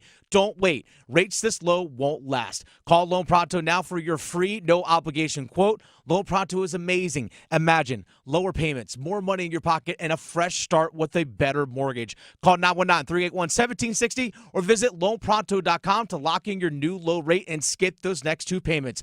Don't let the high rates hold you back. Call 919-381-1760 or go to loanpronto.com right now. Equal housing lender, NMLS 1661781, subject to lender approval, NMLSconsumeraccess.org. Now Carolina lets one go, and they score! A huge shot from Jackson Blake. No hesitation. And it's 5-1 Carolina. The Drive with Tim Donnelly, 99.9 The Fan. About 12, 13 minutes away from first goal scorer predictions. You can keep getting those in. If you know hockey, if you know puck, if you know Canes, we want to hear who's going to score the first goal for the Canes and in what period tonight when they play at Anaheim. 10 o'clock puck drop. You can hear it right here on 99.9 The Fan and on the 99.9 The Fan app. Right now, Dennis and I are calling our shots. Time for ladder challenge. Oh, my God! And for the 20-foot ladder with a spear on Jeff Hardy. For the love of God, Jeff Hardy may be broken. Smack dab in half. I had, for last night, for those of you that don't know the ladder challenge, we start with $10. It's a monthly competition between Dennis and I. We pick likely to win bets. It's kind of like using the logic of compound interest. Minus 500 to minus 1,000 odds, somewhere in that range. If you win the next show, you roll over winnings and stake. You put it all back down on another likely to win bet. And if you do that and get it right consecutively enough, you get a nice little chunk of change. We've both gotten it wrong recently in embarrassing fashion. So we're kind of starting over mid-month in October. But whoever has the most at the end of the month wins. If you lose, you go back to $10. Last night, I had UTEP plus 10.5 for Sam Houston State. It was not a battle of Goliaths between the two of them. They were a combined 1-11 going into the game, talking college football. But UTEP won 35-17, so that's a nice, smooth winner for me. Brought my total up to $13.57. Dennis, how'd it go for you yesterday? It didn't. Again? Again. Wow. So I had future Carolina Hurricane Tage Thompson. I'm done with him now. So I had him at 2+ shots on goal yesterday. He came into the game averaging six shots on goal a game. I just needed 2. He had 0. And an 8-4 win for the Sabres. They won 8-4, and he didn't even have a shot on goal. How? We didn't need to. He was a -2. He had 2 assists and was a -2 and an 8-4 win. I don't get it. It was a -1,000, Tim. -1,000. That's hockey. I've been caught betting on hockey so many times where it's like, not only was I right, I was really right, and I lost. Like that is the worst kind of bet. It happens in hockey. I'm telling you. Well, in that case, I am still leading, so I get to lead us off. You are. I traditionally try to stay away from betting on teams that I care about, so I'm going Thursday Night Football with it. All right. Jamar Chase, 40 or more receiving yards versus Pittsburgh, -640. 3 reasons why. Right after the first play. 3 reasons why I'm going in this direction. 1, I expect Pittsburgh to be ahead, which means since he'll be throwing. 2, Joe Flacco isn't dumb, so Jamar Chase is good. He'll lean that way. And 3, as the game went along last week, you almost saw Joe Flacco realize how good Jamar Chase is. He threw him like a kind of bad ball. He caught it a little worse, caught it, a little more covered, caught it. By the end, he was throwing like back shoulders to the front shoulder with a guy draped all over him, and Jamar Chase was catching it anyway for a touchdown. I think he's going to pepper Jamar Chase early and often, 40 yards. I'm comfortable with it. Give me Jamar Chase for 40 or more receiving yards tonight. It'll turn my $13.57 into $15.69. Flacco just looking down there. You know what? Yeah. Jamar Chase is down there. Yeah, literally like, okay, T. Higgins is like, what route do you want me to run? Something. What? Slant. I don't care. I'm throwing it to him over there. Perfect. Thanks. I think that's how it's going to go. Dennis, what are you betting on tonight? Give me DK Metcalf to catch 3 passes today. 3 or more. It's a -541. So $10 turns into $11.84. Catches 3. That's it. Yeah. Aaron Rodgers and him have a little bit of a connection. I don't hate that. Yeah. He's also their only receiver they have right now. Calvin Austin's dinged up. Roman Wilson's dinged up. It's a bunch of tight ends. Aaron Rodgers is having a funny season. I saw a graphic today. It said there are 4 teams on a 3-game winning streak right now, tied for the longest in the league. 3 of them are second-year quarterbacks. It's Chicago with Caleb Williams. It's Bo Nix in Denver, and it's Drake May with New England. And the 4th is 41, whatever he is, 42-year-old Aaron Rodgers, who's been playing since those guys were in diapers. That is an insane move. A little turn back the clock moment for him. All right, that's Ladder Challenge. We'll update you tomorrow on how it's going. Right now, it's Hurricanes and Cons time. But to play great defense, you need one thing above all else. That starts with a W. Confidence. Hurricanes and Cons. What are you most confident in, and what are you most concerned with through 3 games for the Carolina Hurricanes? As always, when somebody says, I have good news and bad news, which do you want first? Give me the bad news. We start with concerns. Dennis, why don't you go ahead and lead us off? Goaltending health. You're a little emotional about that? A little bit. Thinking about, health. What Pyotr Kochetkov hopefully can be for this franchise. But I'm actually going to go with goaltending health because we all know the injury history of Freddie Andersen. But it's not like Pyotr Kochetkov doesn't have his long history of injuries recently either. Correct. So that's a big concern going forward. Yes, Brandon Bussey had the great game. That was his first ever NHL game. If he could be that on a night in and night out basis, that would not have been his NHL debut. I mean, unless you just... He's a gamer. He needed the bright lights. He just might be. So that's my concern going forward, is that if they get a little bit nicked up in net over the course of the season, how is that going to play out? So that's my concern right now. Mine, I literally wrote still goalie. It was my concern before the season, and going 3-0 is nice, but it's also, I don't love that you needed your recent waiver claim third goalie in game 3 of the season. And especially they haven't had any back-to-backs yet, right? So even if you had to ride with one goalie because Pyotr Kochetkov couldn't get started, they're already kind of being conservative in how they use Freddie Andersen, knowing his history. They couldn't even roll him out there for 3 straight games without no back-to-backs. So there's the concern, right? I will say they've mitigated that concern pretty well with how they've played in front of the goalie, but still goalie until otherwise. What are you most confident about for the Carolina Hurricanes? Their top guys are going to score. That's the thing. They're scoring right now. Their depth throughout the lineup is just it has shown these first 3 games of the season, but Aho is going to get going. Yep. Ehlers is going to get going at some point, and that's okay. The fact that you have depth in this lineup, that's the biggest positive. It's similar for me. I wrote depth. Not only Aho is not going to finish with 10 goals, barring injury. He's not he's not going to finish with 8, right? He is going to get going. He's going to have multiple goal games. But the thing that keeps standing out to me is everyone on the ice is a threat. Absolutely every player on the ice is a threat to, and I'm not even talking about to go on a one-man Leroy Jenkins run down the center of the ice and score a one-man rush.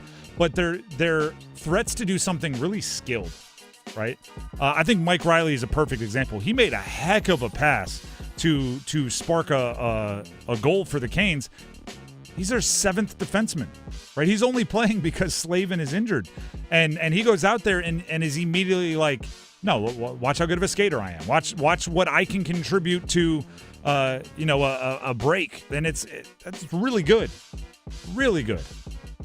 And yes, to build off of what Dennis was saying, if you had me choose a couple players that would struggle early in the season, I think I might pick the best player. I might pick Aho Ehlers and maybe throw in a Jarvis or something like that, because I don't worry about those guys. They're proven. If Stankoven and Blake were really, really struggling over the first month, I'd be oh no. But if Aho does, I'm he'll figure it out. It's the same in every sport. And he's a slow starter. We took it stats and things along those lines. He's a little bit of a slow starter as is. Yeah. It is kind of one of my rituals. About 3 weeks in, I start getting really nervous about Aho. About 6 weeks in, I get mad at myself for being nervous about Aho. It's birds fly south for the winter. I do that as it gets colder outside. It's just what we do. It's all part of the holiday season. Exactly. The Drive with Tim Donnelly, 99.9 The Fan. That is Hurricanes and Cons. Let's jump ahead because I think that there's going to be some fun conversations here with a little first goal scorer predictions. Shall we open up the phone line? All right, we shall. Heaster Automotive Group hotline, if you want to get your predictions on air, 919-860-5326. That's 919-860-5326. Call in now with who you think will score the first goal for the Canes and in what period. 919-860-5326. I have a bunch. I asked this question on Twitter earlier today, and as always, appreciate everybody's interaction. There's a bunch of responses. And throughout the day, the ones that have either made me chuckle or made me say, oh, that's an interesting thought, or there's a point, I've been grabbing them and putting them in a list. I have not looked at them since they make the list. Once they go into the list, I say the next time I look at them is going to be on air. So I'm going to bring those up, and we can figure out what I thought was interesting about them together. But while Dennis fields the three callers, gets them lined up, I will give you the official predictions from those around 99.9 The Fan. Paul Ihander, who hosts Next Up every morning from 9 to 10, he went with Jackson Blake in the second. The detail he added was it's on a rush. It's not a long possession, passing it around and then score. He gets it on a rush. Victoria Vodenecker produces the Adam Gold Show, said Jarvis in the first, says it's not in the first 10 minutes, sometime in the back half of the first. Adam, first, I'll give you the full deal here just because usually this means they're the one they canceled when it goes right. He said Martinook in the first, and then when we changed over and I came in here for this to use the studio when he was leaving, he said, I want to change it. I'm going Nikishin in the first on an absolute bomb from the point through traffic. I think that guarantees Martinook is the one that. Yeah, it might be. That's how it works. Do we have the callers all lined up, Dennis? We do. All right, let's go to there, and then we'll lock ours in as well. Brian in Holly Springs. Brian in Holly Springs, you are up first. Thank you for calling in. Who scores the first goal and in what period? Okay, I'm going to go with young Jarvie, and I'm going to do it in the second period within the first 5 minutes. First 5 minutes of the second. So they go the whole first period without scoring, and then he's itching to come out. That's kind of what you're going with? Yes, sir. That's it. All right, Brian, you are locked in. We'll give you your props if you get it right. Next up, we have Dylan in Chapel Hill. Dylan in Chapel Hill. Who scores the first goal and in what period? My man, TD, you looked great on the Face-Off Jarvie episode, by the way. Just wanted to shout you out there. Oh, thank We're going to go that. fishy in the latter 10 minutes of the first period. Fishy, latter 10 of the first. Latter 10 of the first. Any other details on the assist, or is it power play, anything like that? No, it's going to be via that bomb from Nikishin. Okay. All right. I like it. Dylan, you are locked in, and we appreciate the kind words. Finally, Alex in Raleigh, our last caller to lock in a first goal score prediction. Alex, who scores the first goal and in what period? I'm going with Stankoven in the first. Stankoven in the first. Is there any additional details you want to give us? No, I just like the way he's been playing so far. Love it. I think he slips one in. All right, Stankoven in the first, locked in. Appreciate it, Alex. So everybody's locked in, and we're going to get to the Twitter and some of the YouTube ones in a second here. Dennis, the only two that have to make our predictions are me and you. This is actually a tough one. I've actually been agonizing this over for a while today. So actually, I'm basing my decision off of this. I actually lost my wallet. Oh, no. So, yeah, which is awesome. All-time inconvenient move. It really is. I'm hoping I can find it. But I thought to myself, if there's a Canes player out there who would be relentless in helping me try to find my wallet if I asked that person for help. That's the question I asked myself. Like, who actually would be all in on helping me? And it's Jordan Martinook. Okay. I'm going Jordan Martinook. Give me Jordan Martinook. Short-handed, because that's how I feel right now without my wallet. I feel short-handed. I can't ride my motorcycle because my registration's in my wallet. But Jordan Martinook, short-handed, first period, make it happen. Who's in the box? You know the rule. If somebody picks Short-handed. short-handed. Okay. Fetch is in the box. All right. That's easy. By the way, that is a rule for everybody out there. If you pick a shorthanded goal, you have to say who is in the box. It's not for any additional anything. It's just a rule. If you say shorthanded, it's house rules. I'm going with Aho in the first power play. I might go with that until it happens. I could be in the 40th game of the year if a power play Aho goal has not happened as the first goal. I might still be picking it. I just think he's that dude in space. So you give him a little bit extra space, it's that good. All right, let's go look at some of the ones on Twitter that have caught my fancy. Okay, Spooky Lizard did come with, and I think what I was interested in is. I want to be clear here. We shouldn't pity Svetch, right? There's a lot of I want to see Svetch. Her exact or Spooky Lizard's exact tweet was, I want to see a Svetch goal. I don't care if he's the first to score. I think mentally Svech is fine, right? I'm seeing, and not just Spooky Lizard, but I'm seeing a lot of this like, I think he needs a goal. I think Svech needs, I want to see Svech. Listen, Svech has been through the grinder in his NHL career. Injuries, talent, everything, expectations. He'll be okay. I promise you he'll be okay. Whether he has like an elite producing season remains to be seen, but he'll be just fine. Trev says, Ducks are sloppy in the neutral zone.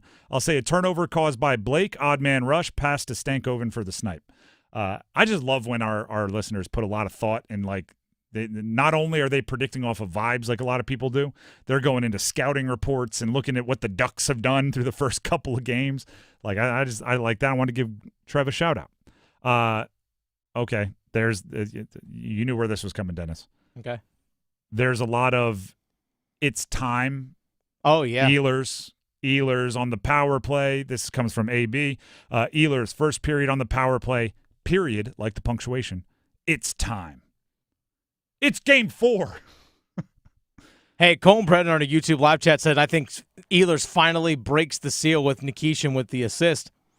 Okay. Travis said first goal scorer Nikishin with a silent wrister from the point, first period.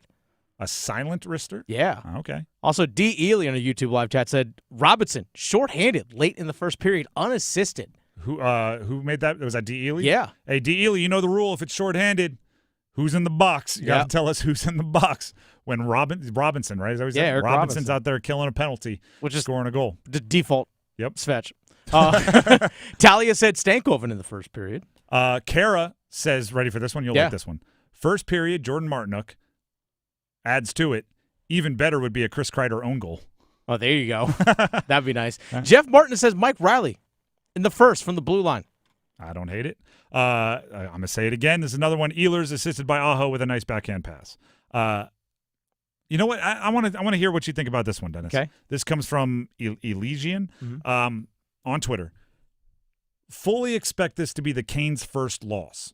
Gonna be like 7-1, something so we get the brutal loss done. I think Svech will score in the third to make it 7-1, and we will outshoot the Ducks something like 40-20. Yeah. When I read the whole thing, I went, well, now that you say it like that, it does seem like that's something that's happened a few times in the past. Yeah, there's always one on the long State Fair road trip where you're just like, what was that? Get the stinker out of the way. Because you're going to have those. And at Anaheim, it just feels late. It just feels like that, where people are going to wake up tomorrow, check their phone for the score, going to work, and going like, whoa.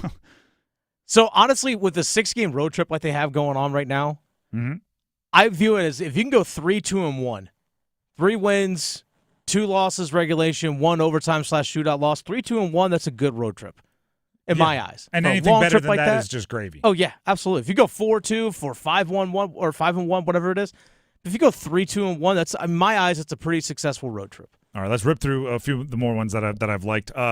Jason's, and this was fairly soon after I posted the question. We're taking the red eye to Chatmandu tonight. First period. There's always a Chatfield believer. Nick says Carrier in the first. All right. Carrier getting a couple of early goals in the last 2. Kevin, or K11. Yeah, K11 says Blake on a rush. Ready for this?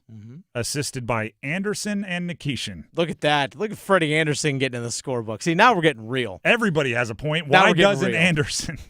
And then Queen on Twitter says, I get the feeling it'll either be Svech with a wild goal like a net crash or Hall with one of those, wait, it went in goals? Wait, it went in? I like that from that Taylor went Hall. in? Oh, look at that. Did that hit my pads? Yeah, that's me. Yay, all right. Woohoo. I could see that one working as well. Willis says Jarvis shorthanded goal in the first with Jackson Blake in the box. And then Anthony says it's always Ghost and no one ever picks him. Shane Gostisbehere. Shane Gostisbehere is +7 through 3 games. Yeah. Shane Gostisbehere is playing good hockey. And it's what we, the goal scoring thing of his first goal scorer. Like, we talk about his offensive abilities all the time. He's on power plays. He's doing a lot. By the way, like, what have we learned about him playing offhand through 3 games?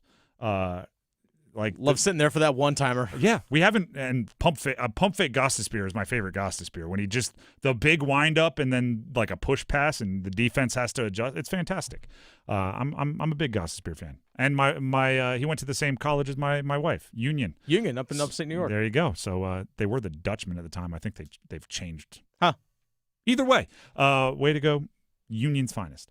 The Drive with Tim Donnelly, 99.9 The Fan. As long as you get your predictions in by game time and somewhere timestamped, right? You can tweet it at me, something like that, where there's a record. We'll give you your props if you get it right. You have about 5 hours, 5.5. Goodness, it's a late night game. Before we move on, Dennis, you have something you want to tell the people? I do. Dennis Cox here for my good friends over at Law Tigers. Something that I always love about this time of year, obviously, is the weather. But riding my motorcycle around in this weather. But weather is actually something you need to keep in mind at all times as a motorcycle rider.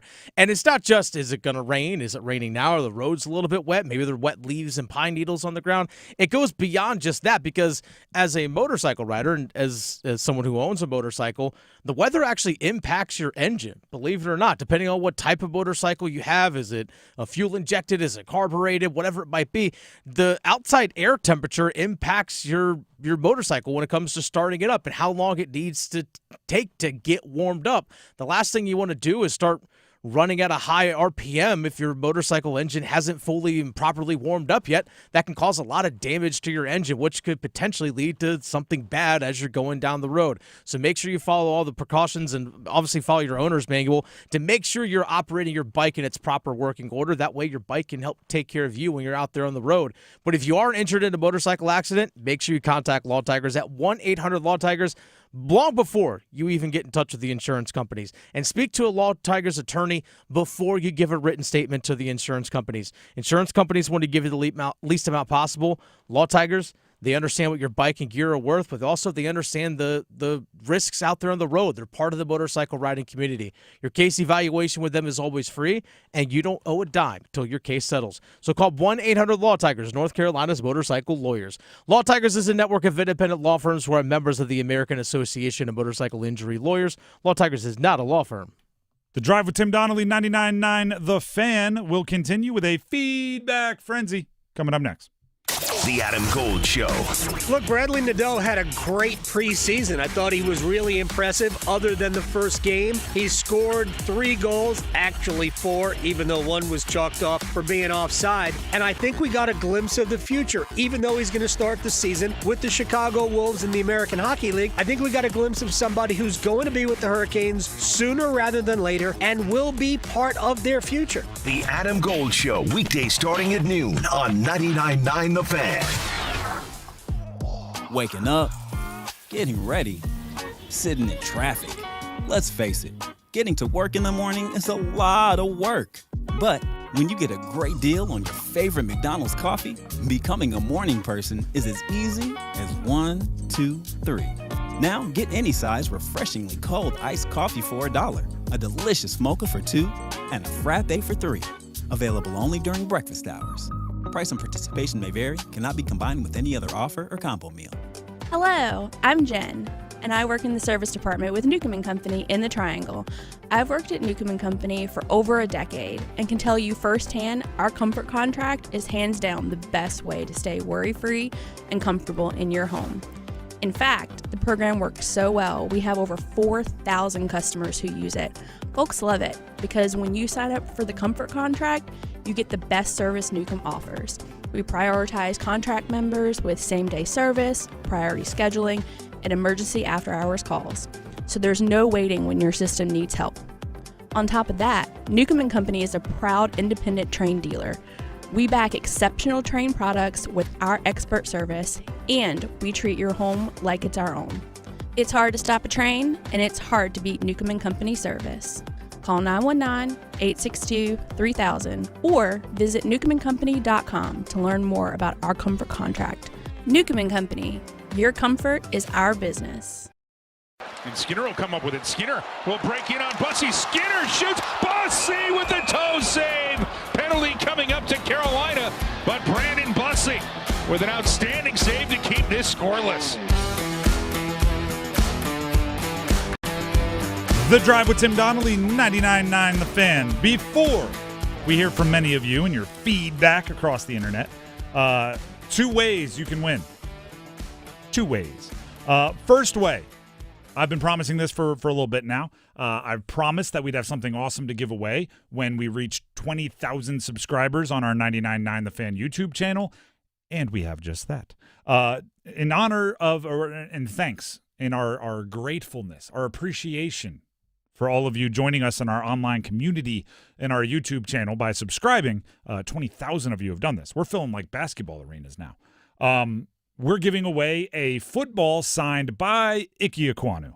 Ike Ekwonu, obviously, first-round pick, starting left tackle for the Carolina Panthers, played his college ball at NC State. He is the blindside protector for Bryce Young in that offense.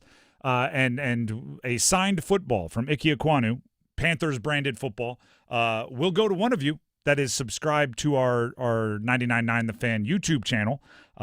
But there's a few other things you have to do, some exact execution of it so we can confirm you're the subscriber and everything. All of our social medias. I believe we posted it to all of our social medias. So go to 99.9 The Fan on whatever social media is your favorite and check out the video. We describe it. It's me, Dennis, Adam, and Victoria from the Adam Gold Show, and we explain the details, give you a keyword. There's some cool stuff going on. But if you want to win the Ike Ekwonu signed football, I would recommend you go check out one of those videos. Also, if you are a Carolina Hurricanes fan, we've been talking a lot of Canes today. It's a hockey night in Carolina. Go to our app right now, 99.9 The Fan. Download the app, put it on your phone. Google Play Store if you are on the Android side of things. App Store if you are on the iPhone side of things. Download it. And once you have the app on your phone, register. Name, birthday, whatever else we ask for. An email that you check, because that's how we let you know if you win things. We are giving away tickets to Carolina Hurricanes when they host the Florida Panthers. That'll be an electric atmosphere, I promise you. But the only way you can win those is on the app, 99.9 The Fan. Download it. We ask for 5-star ratings if possible. That we would appreciate that. And then register. Make sure there's an email that you check, and you could be seeing the rematch of last year's Eastern Conference Finals. I think that's everything. I think that's all the details on how you can win. Continue to check in on the app on like the win stuff little tab there, and you'll be up to date on everything. We're giving stuff away, people. Trying to thank you, right? Really is. Let us thank you. It's like help me help you. Help us thank you. That's what I'm trying to ask for. Okay, NASCAR tickets were given away. Seth Meyer tickets were given away. Seth Meyer's tickets, you can win them on the numbers game coming up in less than an hour. All right, so there we go. That's all out of the way. Let's get to Feedback Frenzy and hear from many of you that we've just said thanks to.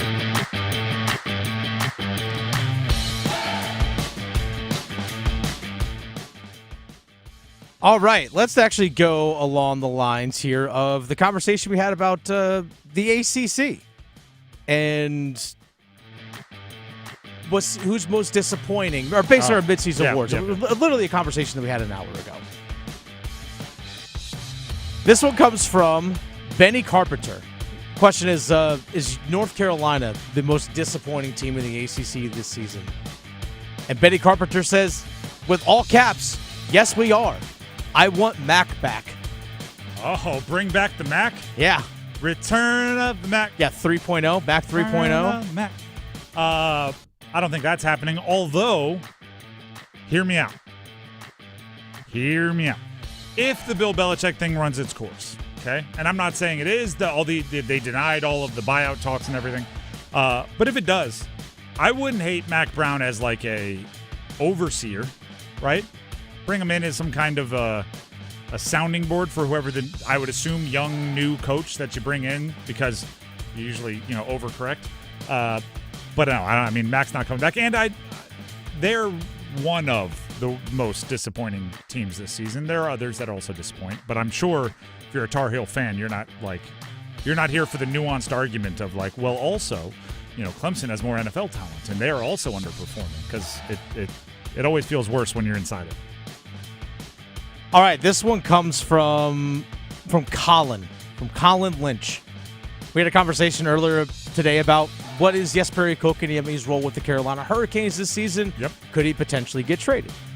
Colin says the fourth line has looked good, and if the Kotkaniemi's contract were signed in today's climate, his contract would look fine. No need to ditch a guy that already knows Rod's system. And Colin also added, I'm starting to agree with those that say Tim has a personal vendetta against KK.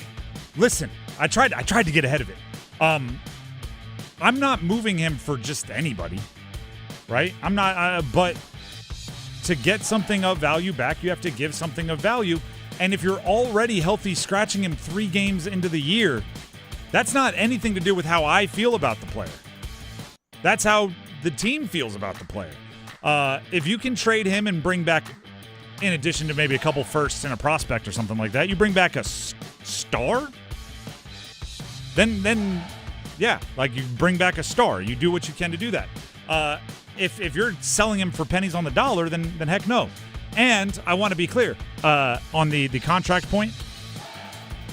It was maybe during the offseason, some point. It's now months ago at least. But you can probably find it on our YouTube page. I did a long breakdown of how the $4.8 million is not prohibitive anymore, because if you put him as a fourth line center, which kind of is like what he's paid as. I think $4.8 million was somewhere along the 70th highest paid center in the league.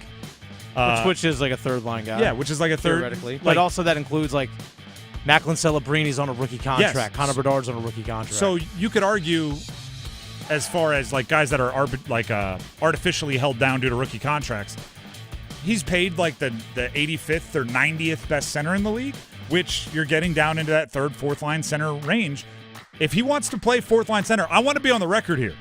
I think he's a good fourth line center, one of the best in the league. I said that in that segment that I'm being accused of not being a fan of. I said those exact words, one of the best in the league. But if the Canes don't see him that way, I think there are other teams, at least a couple in the league, that see him as a better asset than that. And if they're willing to pay better asset prices, that's what I'm going with.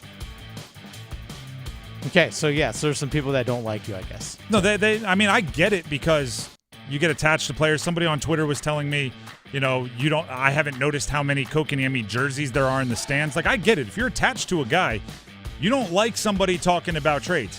I always, and maybe it's a fault of mine, I always have the professional sports opinion of, you got to keep building value. If you can sell a quarter for 35 cents, I'm always going to entertain that. And maybe that's like inhumane, but it's something that I always do, because I think, building your roster value every single day as much as you can is the way you win cups or Super Bowl trophies or Larry O'Brien's, whatever it is. All right, yesterday you had a conversation with your good friend Mike Glennon. Correct. And part of the conversation was about Bryce Young and also the potential of he's eligible for a contract extension after the season, as well as maybe a fifth-year option that can be picked up by the Carolina Panthers. So this one comes from Trayvon. Trayvon says, regarding his, will the Panthers sign Bryce Young next year? Will they pay him? It depends on how cheap he is. If Bryce Young wants top 15 QB money, I say you don't pay him.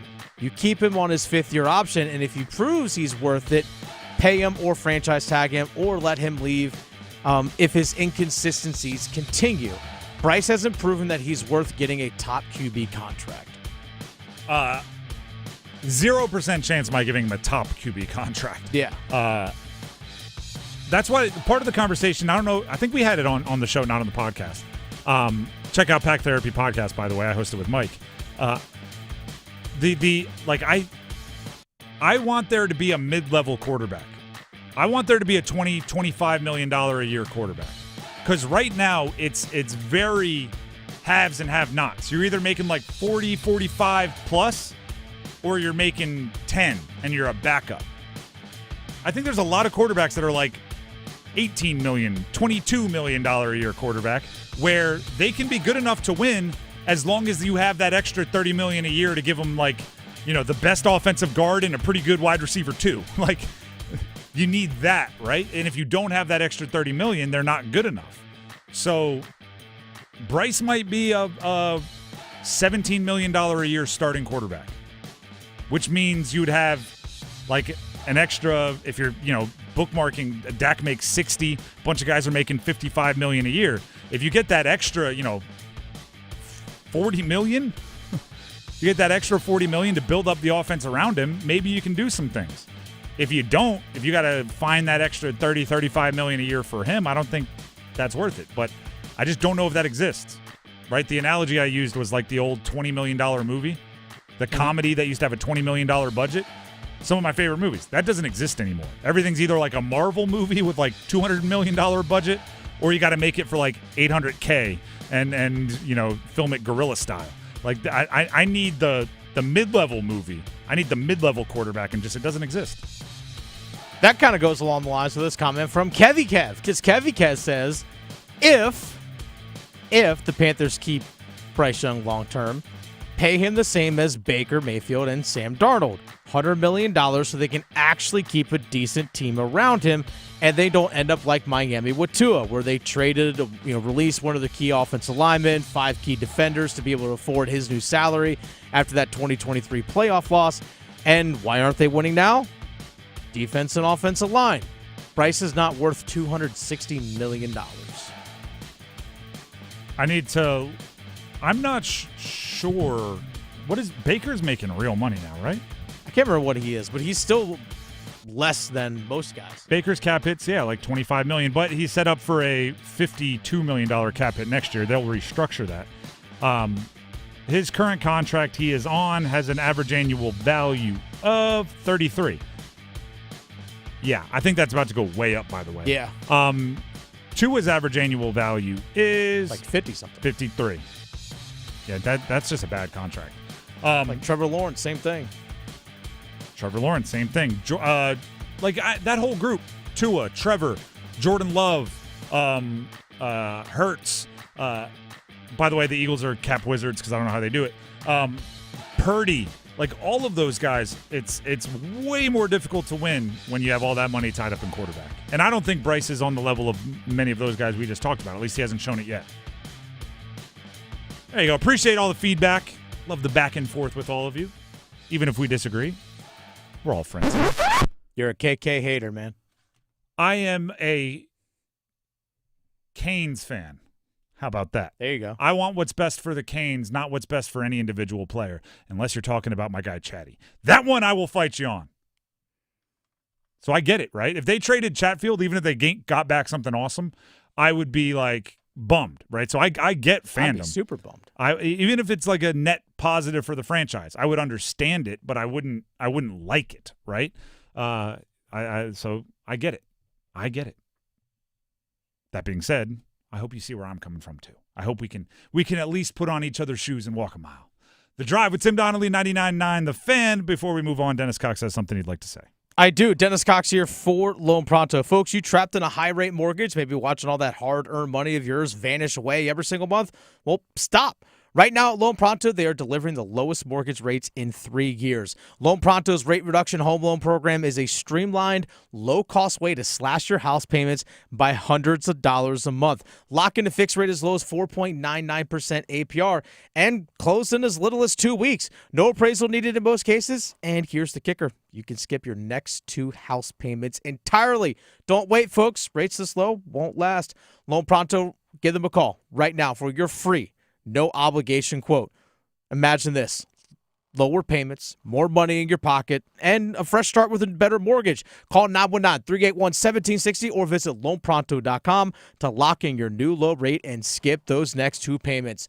Don't let high rates hold you back, folks. Call now, 919-381-1760 or go to loanpronto.com right now. Equal housing lender, NMLS 1661781, subject to lender approval, NMLSconsumeraccess.org. The Drive with Tim Donnelly, 99.9 The Fan, looks to the starting 5. Coming up next, stick around. Get crazy, Canes fans. It's hockey night in Carolina. It's your Canes and Anaheim. Chip back and they'll score! Keandre Miller, let it go! And welcome to Raleigh, Keandre. Storm Watch with Adam Gold at 9:30. Puck drop at 10. Miller finding his way through, and he scores! A power play goal! On your official audio home of Hurricanes hockey, 99.9 The Fan. It's bow time. Fumbling the food on game day? Rookie move. But you know Bo can make your tailgate a winner breakfast, lunch, or dinner. Because the Carolina Legend has everything you're craving. We're talking crispy, juicy chicken loaded with real Southern flavor, fluffy, scratch-made buttermilk biscuits, and all the fixins to feed your whole crew faster than you can say touchdown. Be the MVP this season and let Bojangles do the cooking. Order your tailgate today. It's bow time. Planning a tailgate? Then it's bow time. Bojangles has everything you need for the perfect tailgate, no matter how many fans you're trying to feed. There's the original tailgate, the super tailgate, and for a really big crowd, the jumbo tailgate special. And if you like your chicken off the bone, choose the Supreme's tailgate special that includes 12 perfectly seasoned tenderloin fillets. So grab the tickets, get that Bojangles tailgate special, and go. It's bow time. This party's getting crazy. Are those mini horses? And there's a build-your-own fireworks bar? Ah! Heads up! Whoa, and they've got the new ultimate blowout scratch-offs. Okay, now it's a party. With $250, $500, and $5,000 prizes, the ultimate blowout scratch-offs from the North Carolina Education Lottery are exploding with wins.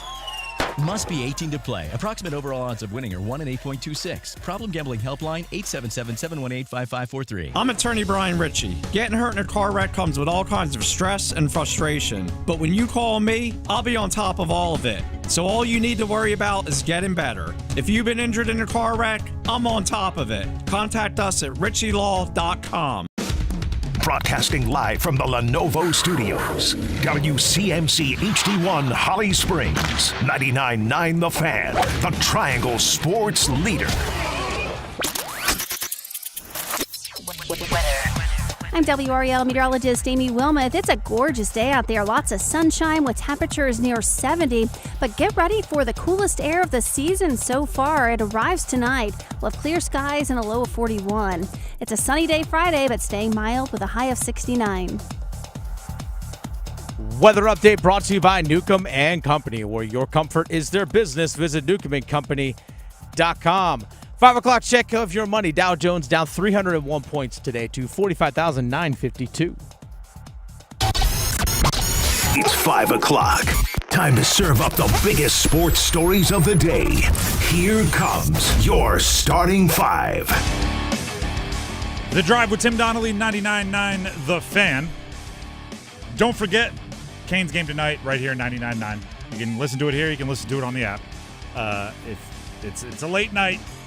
It's a late night, so I think I might tune in going like pregame's got to be on. You'll hear Adam Gold about 9:30. It's gonna be a late one. It's just be prepared. Get your caffeine ready. And be prepared right now for the starting five. Starting with number 5. Count them. 1, 2, 3, 4, 5. College football tonight. It is East Carolina hosting Tulsa. I brought this up earlier. East Carolina is like they're owning Thursdays. This will be their 7th game of the year. It'll be the 4th one they play on a Thursday, including games like the Army game, which was a big game. They opened the season against NC State. That was a Thursday game. Now they're playing Tulsa at home. The big favorites, I think I saw a little more than 2 touchdowns, 16.5, 17-point favorite for ECU. I know their record is 3-3. I've been impressed, particularly with some of their offensive players. Caden Hauser slings it, quarterback near the top of the American in passing yardage and all those things. I think they got some things working there. They, a win will put them over 500 and crank it out into the American Conference. And the Sports Center folks, Matthew Berry and all of them are out there. Not Matt Berry. Yeah, Matt Berry. Yeah. Yep. Yeah, there's 2 Matt Berries, but this is the IE, yes. the ESPN Sports Center anchor. The IE, yes, but they're out there in Greenville right now. They've come to the state of North Carolina a lot during this college football season. They're there that the game Wake Forest hosted NC State. They were out there as well. They've been around town a lot, quite a bit, or around the state, I should say. I think they were in Greenville once before. They were doing it for the Sup Dogs, right? I think it's when they played Army, I believe, was that game. So yeah, It's a they bummer. just make residents here. I related it because my Delaware Blue Hens played yesterday, and I was talking with my parents about it. I do think you sacrifice some because, like, my parents were like, if you played on a Wednesday night or if you played on a Thursday, that had been so inconvenient for them, right? Because they were living in Florida at the time. If they wanted to come watch, would have to take off work and everything. Playing on Saturday makes it a little bit easier. So you do take on some inconvenience when you play all these weekday games, but you get some ESPN SportsCenter anchors in town, and you get the national television audience, and you get the opportunity to grow your program and make some more branding advances. So it's a give and take, but ECU obviously feels the reward is worth whatever it costs them. And, a big win tonight could build that brand a little further. You can watch it on ESPN. Remember when ACC used to own Thursday Night Football before the NFL took over? Yeah. That used to be the must-watch ESPN Thursday night. Like, whoa, we get a football game tonight? Miami, Virginia? I was going to say, I wonder how it was always Georgia Tech, Virginia Tech. I just felt like it was always Georgia Tech. Like, they played every Thursday. And then someone else on Saturday. I don't know. I know that's not how it happened, but that's how I remember it. It was always like, I don't know, Calvin Johnson playing. It was always Georgia Tech, Virginia Tech. Not really. It was obviously always a big ACC game, but it felt like it always was. That's number 5. Let's get to number 4. 1, 2, 3, 4, all together. Here's Shepard again through the left side, cuts inside, runs over a man, into the end zone, touchdown! Get you some of that. It's 30-3. Speaking of Georgia Tech, this year's Georgia Tech team feels like a team that would have fit in the era where the ACC owned Thursday nights, right? They're a bit of a throwback, and not only are they a bit of a throwback, they're a bit of a throwback that's working, right? Sometimes I think nostalgia for fans works against them, right? I'm seeing all of this for the Panthers, something like Rico Dowdle and Chuba Hubbard can be the next, and then fill in your pair of Panther running backs from back in the day. Obviously, Jonathan Stewart and D'Angelo Williams are near the top of everyone's list.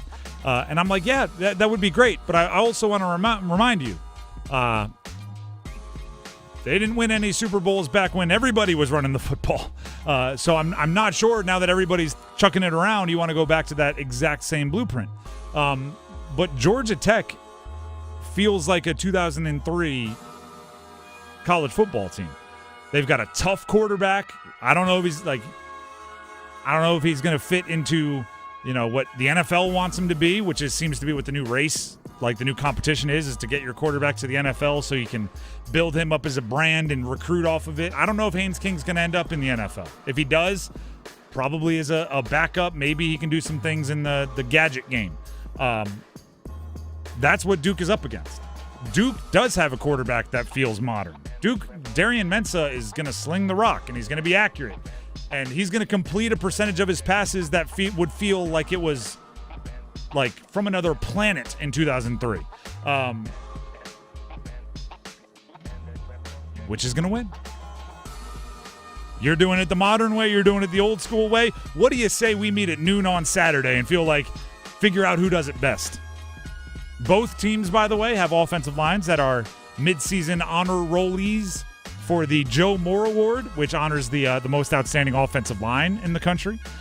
So they both have a little bit of physicality to them. Both defenses are good. Both coaches are hard-nosed. Both are probably trying to get by with not a super elite Power 5 budget, but are somehow amongst the better teams in the ACC.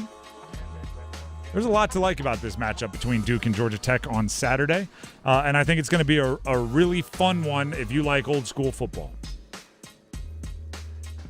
And then we talked about it earlier, a lot of stakes. If Duke wins, they move into the driver's seat for the ACC championship appearance, right? They'll be 4-0 in the conference with a mighty win over one of the better teams in the conference in Georgia Tech. If Georgia Tech wins, they move not only into the driver's seat for an ACC championship appearance, they might move into the driver's seat for a college football playoff appearance. It would set up that Georgia game at the end of the year to have massive seeding and CFP implications. So there's a lot on the line there. You know what I would be worried about if I were a Duke or Georgia Tech fan? What's that? If I see an ominous figure wearing a Penn State polo in like the media room or hanging out with the scouts, like why are you here? What are you looking at? And mostly because they might be looking for a coach. Which, by the way, Curt Cignetti, the coach at Indiana, who was very often named as one of the possible coaching replacements of James Franklin at Penn State.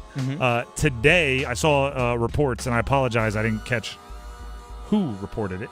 Curt Cignetti signed a 8-year, 11 point. I'm just going to look it up so I can not guess here and make sure I get it right. Curt Cignetti signed a 8-year contract extension. ESPN has it, so I'll cite them. 8-year, $11.6 million average annual value. Contract runs through November 30th, 2033. That, my friend, is called leverage. People get paid when people get fired. His agent went to Indiana and said, that Penn State job is looking mighty attractive unless you put $11.6 million per year in my pocket. What do you think his buyout is? $900 million? It might be. I saw that Kirby Smart's buyout's biggest in the league, or biggest in the country, well over $100 million. That's insane. So my point is this. Penn State probably already going down their list of targets, right? And I don't know how far down Manny Diaz is, former coordinator. I don't know how far down Brent Key is as a hard-nosed kind of that style of football coach. But if I had a list, they'd be on it. I don't know how far down they'd be, but they'd be on it. Telling you right now, Matt Rule. He played at Penn State. He did. I learned that like 2 days ago. How? That's number 4. Let's get to number 3.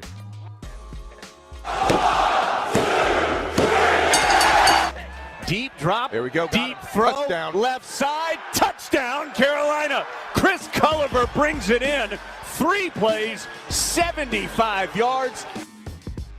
We're talking a lot about Saturday college football. We talked about Thursday college football. We shouldn't skip over Friday college football. UNC, late night at Cal. 10 o'clock. Gio Lopez starting? Question mark.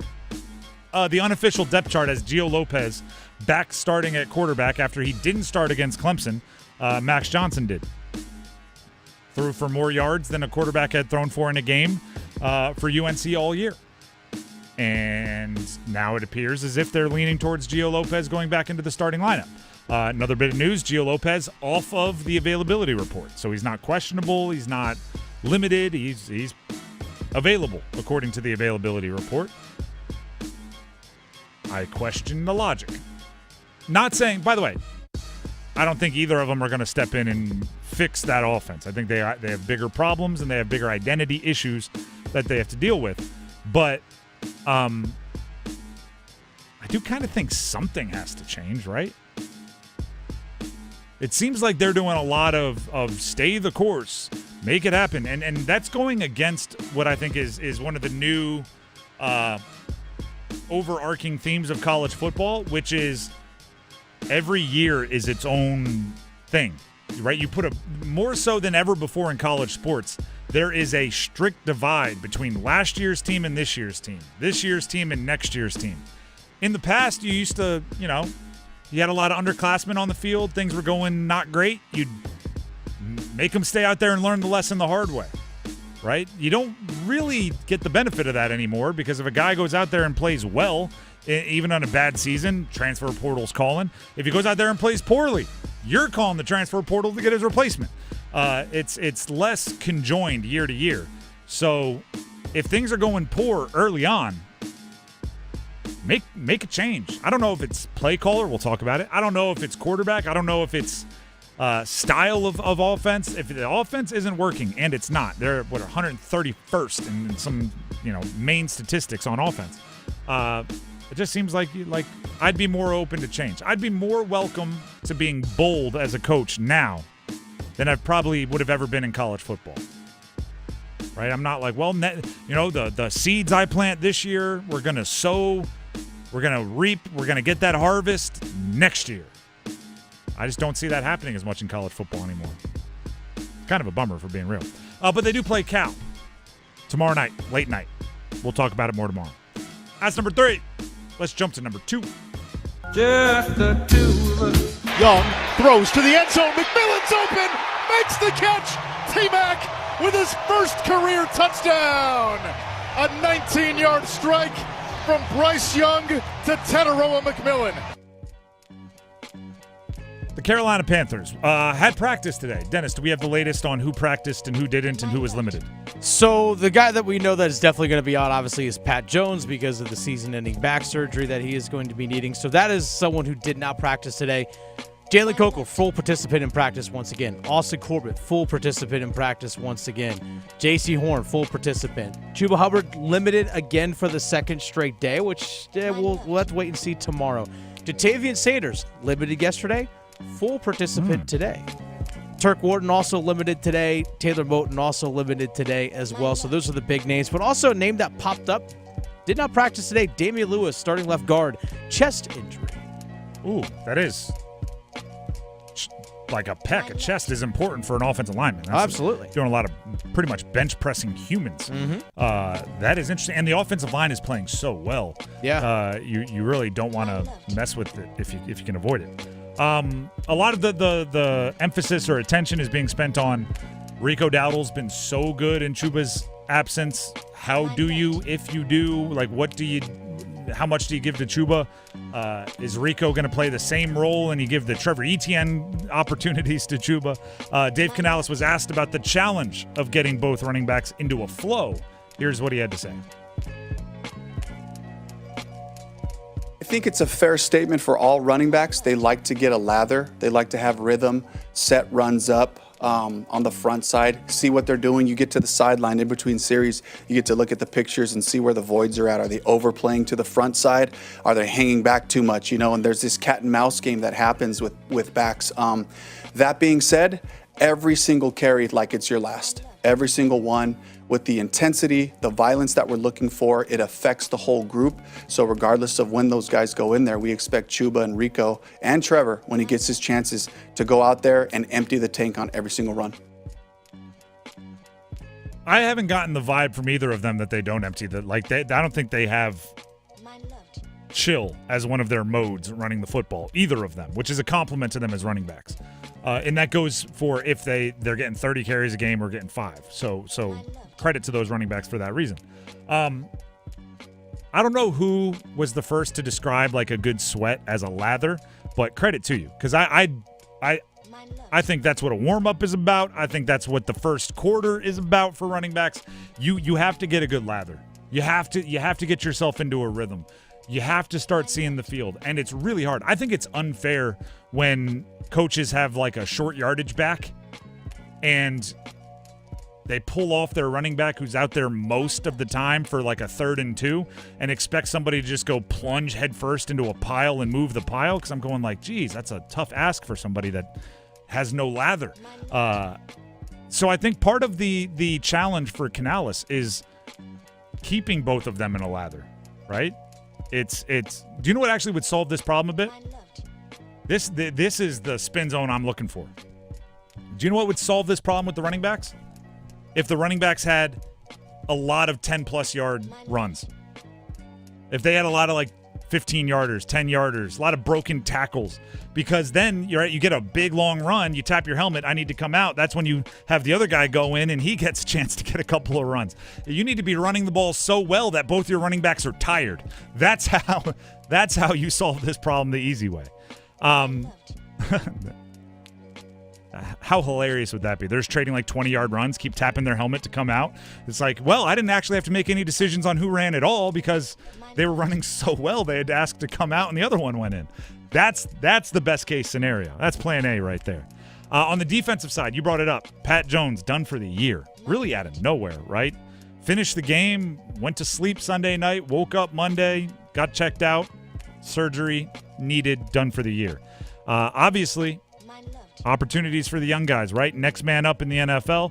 Dave Canales talked about 2nd-round pick Nick Scorton, 3rd-round pick Princely Umanmielen as rookies now having an increased role. Yeah, great opportunity for all those guys to step in, and guys that we've been counting on who've been growing in their roles for 2nd down, rush packages, all those things. So fortunate to be able to have those guys have to play early, and DJ missed a couple of games, so they stepped in and had their roles, and each week they keep improving. Every practice is a milestone. You can only imagine, at this point in their careers, adjusting to a system, adjusting to the NFL, each practice is a milestone, and every individual period is important, and every game certainly. So another great opportunity for those guys to come out and help the team. This is the football gods in a lot of ways, looking at those of us that have been screaming for the young guys to play and going, this is what you want. Right? When Prince McMillan's snap count was super low early in the year, and we were complaining about why aren't you playing the young guys? Well, here's your wish. He's going to have to play. He's going to have to play. And he's a player that I've been high on for a while. I hope he makes me look good. Nick Scorton has had some underlying advanced analytics that people are very excited about. He's one of the quickest in the league at getting off the line of scrimmage, reaction and burst off the snap of the ball on the defensive side. That's going to have to pay dividends.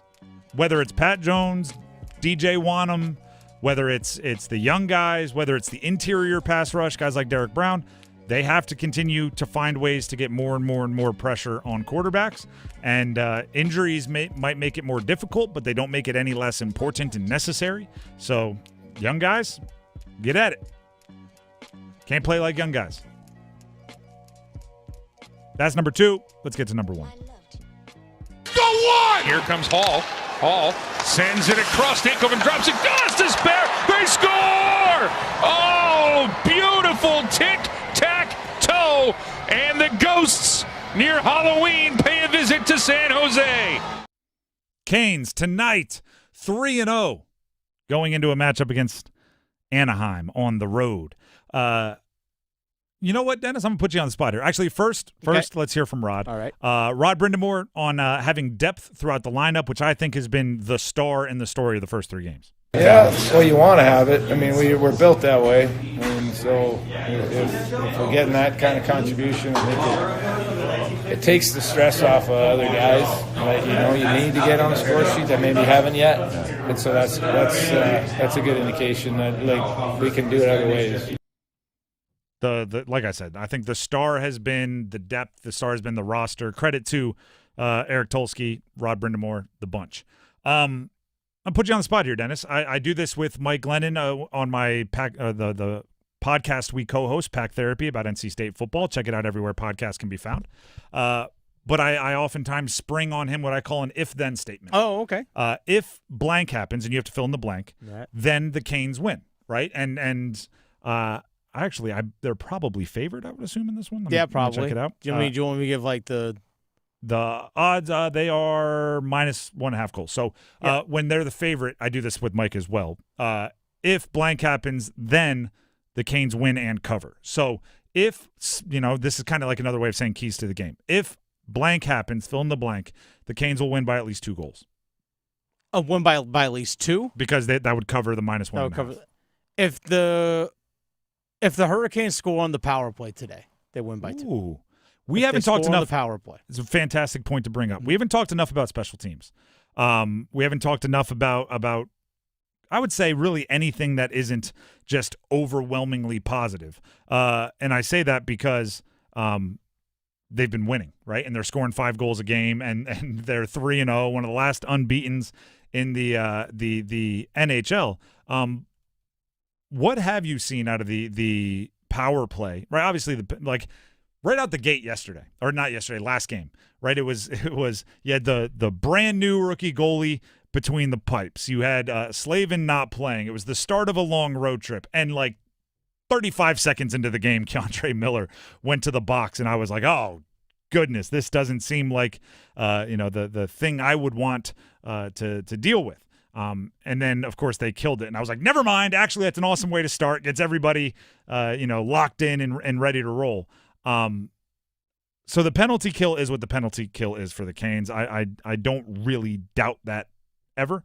But when it comes to the power play, Canes have always kind of had a love-hate relationship with it. And I think they're 9 or 10% on the year this far. Yeah, just shade under 10. Why? I guess would be the building off there.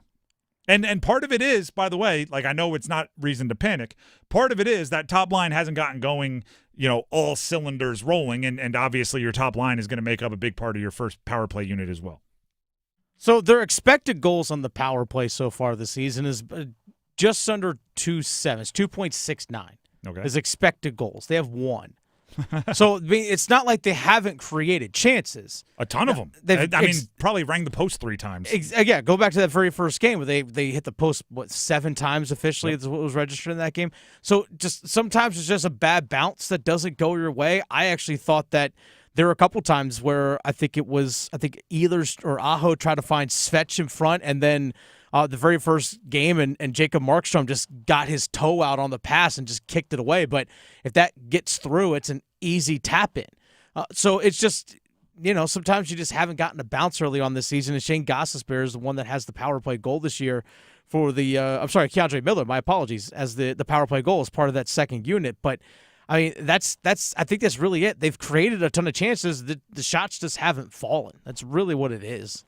Is there, actually, the first line is what the first line is. Mm-hmm. Second unit power play. There's obviously, and I interact with the fans enough to know, there is a craving to have Nikishin out there. Yeah.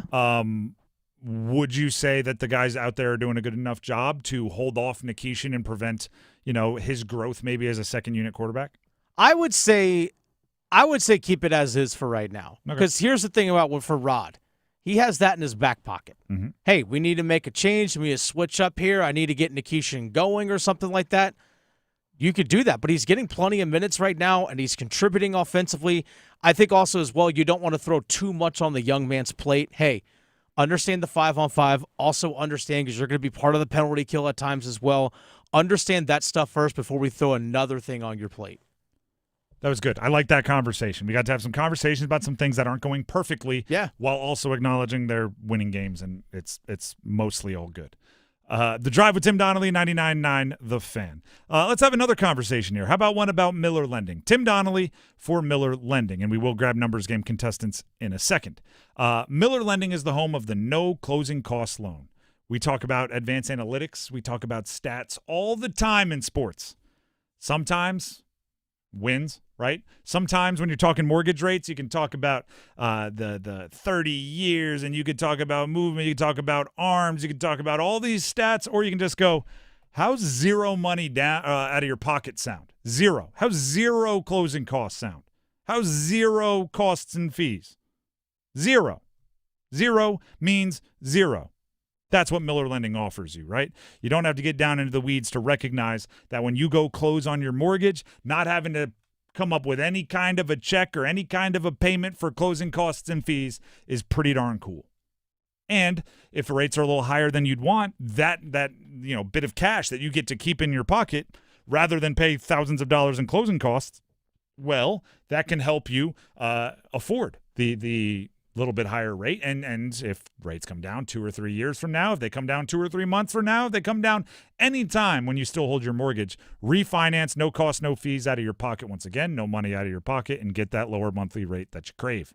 The number to call to learn more, Miller Lending at 919-447-3377. That's 919-447-3377. Or visit them online at millerlending.com. Once again, millerlending.com. Miller Lending is an equal housing lender, and MLS number 250-2146. I'd mentioned that we need numbers game contestants, and that's because we have tickets to give away.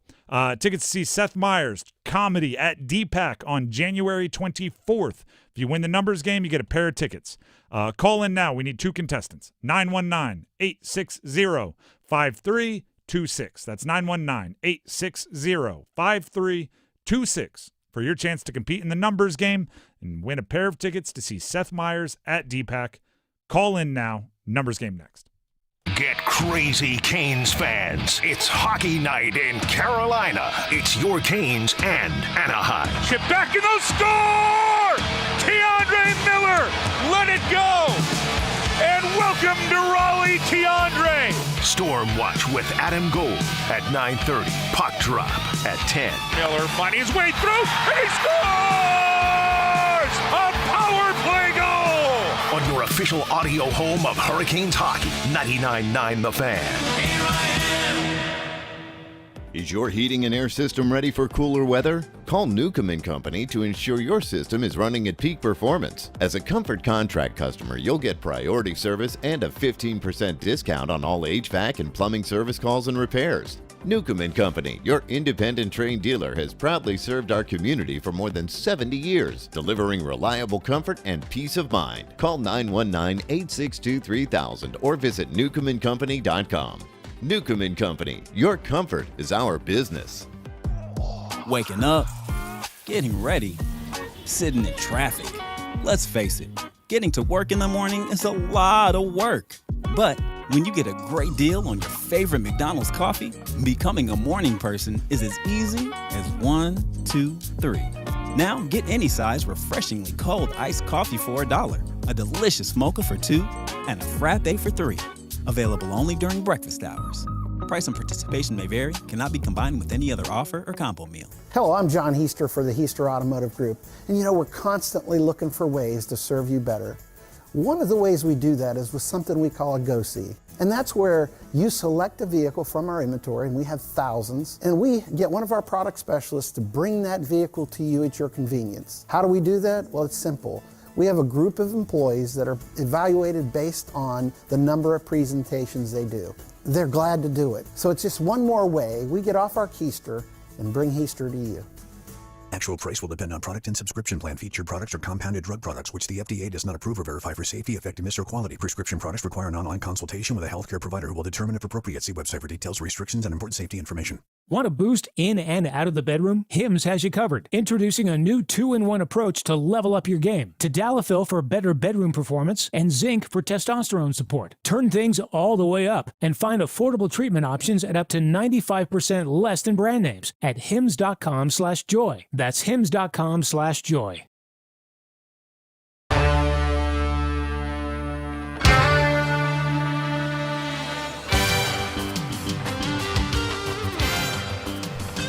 The Drive with Tim Donnelly here on 99.9 The Fan. It is time to play the numbers game.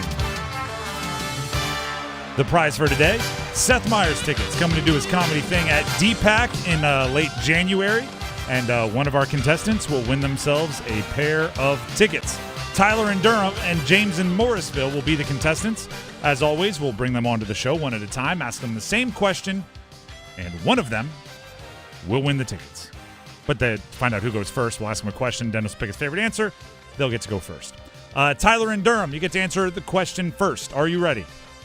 I'm ready. All right. Earlier today, we learned from Dennis that he has lost his wallet. Yeah. And he was kind of thinking about what athlete might help him find it the most if they had the opportunity. So I ask you this, Tyler. If you were to lose your wallet and you could pick any one athlete throughout the history, could be current athlete, former athlete, whatever, you get to pick one athlete to help you look for your wallet. You don't remember where it was, but you're retracing steps and everything. What athlete would you choose? Ryan Fitzpatrick is a really smart dude. I feel like he'd bring some analytics to walk through the steps and find it. Ryan Fitzpatrick. I don't know what answer I was expecting. It's kind of an off-the-wall question, but Ryan Fitzpatrick made me chuckle. All right, Tyler, you are locked in with former Harvard quarterback Ryan Fitzpatrick. By the way, there's a funny story that goes around every once in a while. Ryan Fitzpatrick proposed to his wife in a McDonald's parking lot.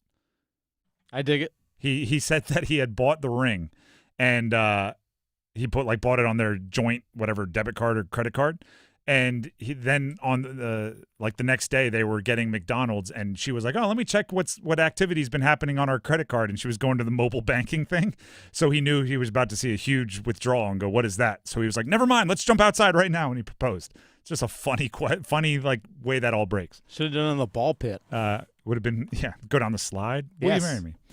James in Morrisville, you're up next. James, are you there? Yes, I'm here. All right, same question to you.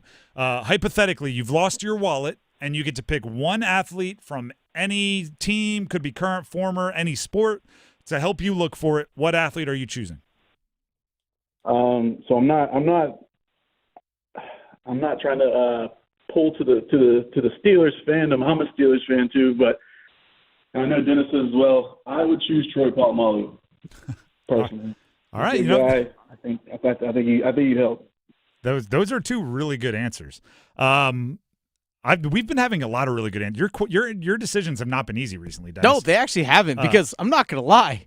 Ryan Fitzpatrick, I was like, that could be entertaining as heck, if we're being honest. Yeah. I mean, Troy Polamalu is obviously an unbelievable athlete. And I'm sure he's a nice guy. He's kind of soft-spoken. I'm not sure. I'm not, just kind of walking around looking for a wallet. He's probably like, it's not in the cushions of the seats and the couch. We should check the car. But he's relentless, though. That's the thing. Yeah. I mean, if you got the version with the hair down, you're finding the wallet. If he's got it up in like a bun, I don't know. You could just have a nice day walking around looking for stuff. That's true. That's actually very true. Yeah, do I get hair down? That's actually really, really tough. There's some pandering going on over here. But if James is, and he said he is, if he's legitimately a Steelers fan, you got to play to your strengths. Like that's not bad strategy. Yeah. I don't want to. Because I don't want to sound like a homer. You can take. I'm going to go. Give me Troy Polamalu. Right, that's fair. Give me Polamalu. Both good answers, though. Both good answers. I was going to go Polamalu the whole time. James in Morrisville gets to go first. Tyler in Durham gets to go second. He just has to sit on hold. James, are you ready to pick a category? Yes, sir. All right, the categories are NFL players with mid-October birthdays, NFL players that were at one time or another Marcus Mariota's teammates, NBA players that were born in mid-September, or NHL Hurricanes throughout history.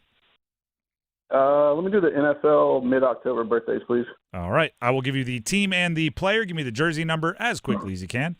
30 seconds on the clock. One pass if you need it. Do you have any questions before we get started? No, I think I'm good. All right. Your time will start when you hear the horn. Travion Henderson, New England Patriots. 20. Incorrect. Kenneth Walker III, Seattle Seahawks. 9. Correct. Webster Slaughter, Cleveland Browns. 72. Incorrect. Travion Henderson, New England Patriots. 22. Incorrect. Webster Slaughter, Cleveland Browns. Yep. Ray McLeod, Atlanta Falcons. Was that 8 or 1? Incorrect. Travion Henderson, New England Patriots. 23. Incorrect. You know what? They're not impossible, but they're not easy as well. Those were kind of a little tricky. Travion Henderson, 32. So you got to 23. We needed you to flip them. 32. You got Kenneth Walker with 9. Webster Slaughter is a tough one. 84 is what we were looking for. Ray McLeod is one of those memorable numbers because he's a wide receiver that wears number 34. Every time he catches a pass, I'm like, wow, the running back is way downfield. And then it's like, nope, that's Ray McLeod. You did get one. You avoided the shutout, so stay on hold, and we'll see if it holds up, all right? Yep. All right, there you go. Webster Slaughter, I was having a really hard time saying. I was doing my best. That brings us to Tyler in Durham. Tyler, are you there? I'm here. All right. Categories remaining for you to choose from are NFL players that were at one time or another teammates with Marcus Mariota, NBA players who were born in mid-September, or NHL Hurricanes only. Marcus Mariota. All right. I will give you the team and the player. Give me the jersey number as quickly as you can. 30 seconds on the clock. One pass if you need it. You need at least 2 for the win, and there are special advantages that come with getting a perfect score. So once you get 2, keep pushing all the way to the end if you get 2. Any questions before we get started? Nope. All right. Your time will start when you hear the horn. Devontae Smith, Philadelphia Eagles. Pass. Brian Robinson Jr., Washington Commanders. 8. Correct. Olamide Zaccheaus, Atlanta Falcons. 56. Incorrect. Devontae Smith, Philadelphia Eagles. 6. Correct. Hunter Renfrow, Las Vegas Raiders. 13. Correct. Rashard Matthews, Tennessee Titans. 54. Incorrect. Olamide Zaccheaus, Atlanta Falcons. 58. Incorrect. Rashard Matthews, Tennessee Titans. 83. Incorrect. Olamide Zaccheaus, Atlanta Falcons. You didn't get the perfect score, but it was a solid run. You got the 3. Congratulations. You are the winner. Cool. Thank you, guys. You're very welcome. For those of you playing at home, Olamide Zaccheaus, who, by the way, gets the ball way too much. He's playing right now, I believe, for, what is it, the Bears? And they just keep throwing it to him. He went to Virginia. Number 17, Rashard Matthews with the Titans. Number 18 is what we were looking for. And you got Renfrow, you got Brian Robinson Jr., and you got Devontae Smith. So stay on the line. Dennis will grab the info he needs to grab. But congratulations. Yeah, Zacchaeus, I need to make sure what team he's on because there's somebody who's not getting the ball enough, and the fan base is just furious that he's with the Bears. I think it might be Roma Dunze, maybe a Luther Burden. There's somebody who's not getting the ball enough, and the fan base is furious because they keep sending it to Olamide Zacchaeus, who's had some nice runs. Don't get me wrong. He's done some good things in the league. He was really good at Virginia, but fans are never happy. Just one way to look at it. Fans are never happy. As far as who I would want as a athlete to help me look for a wallet, I'm thinking again, second day in a row, I think I would go golfer.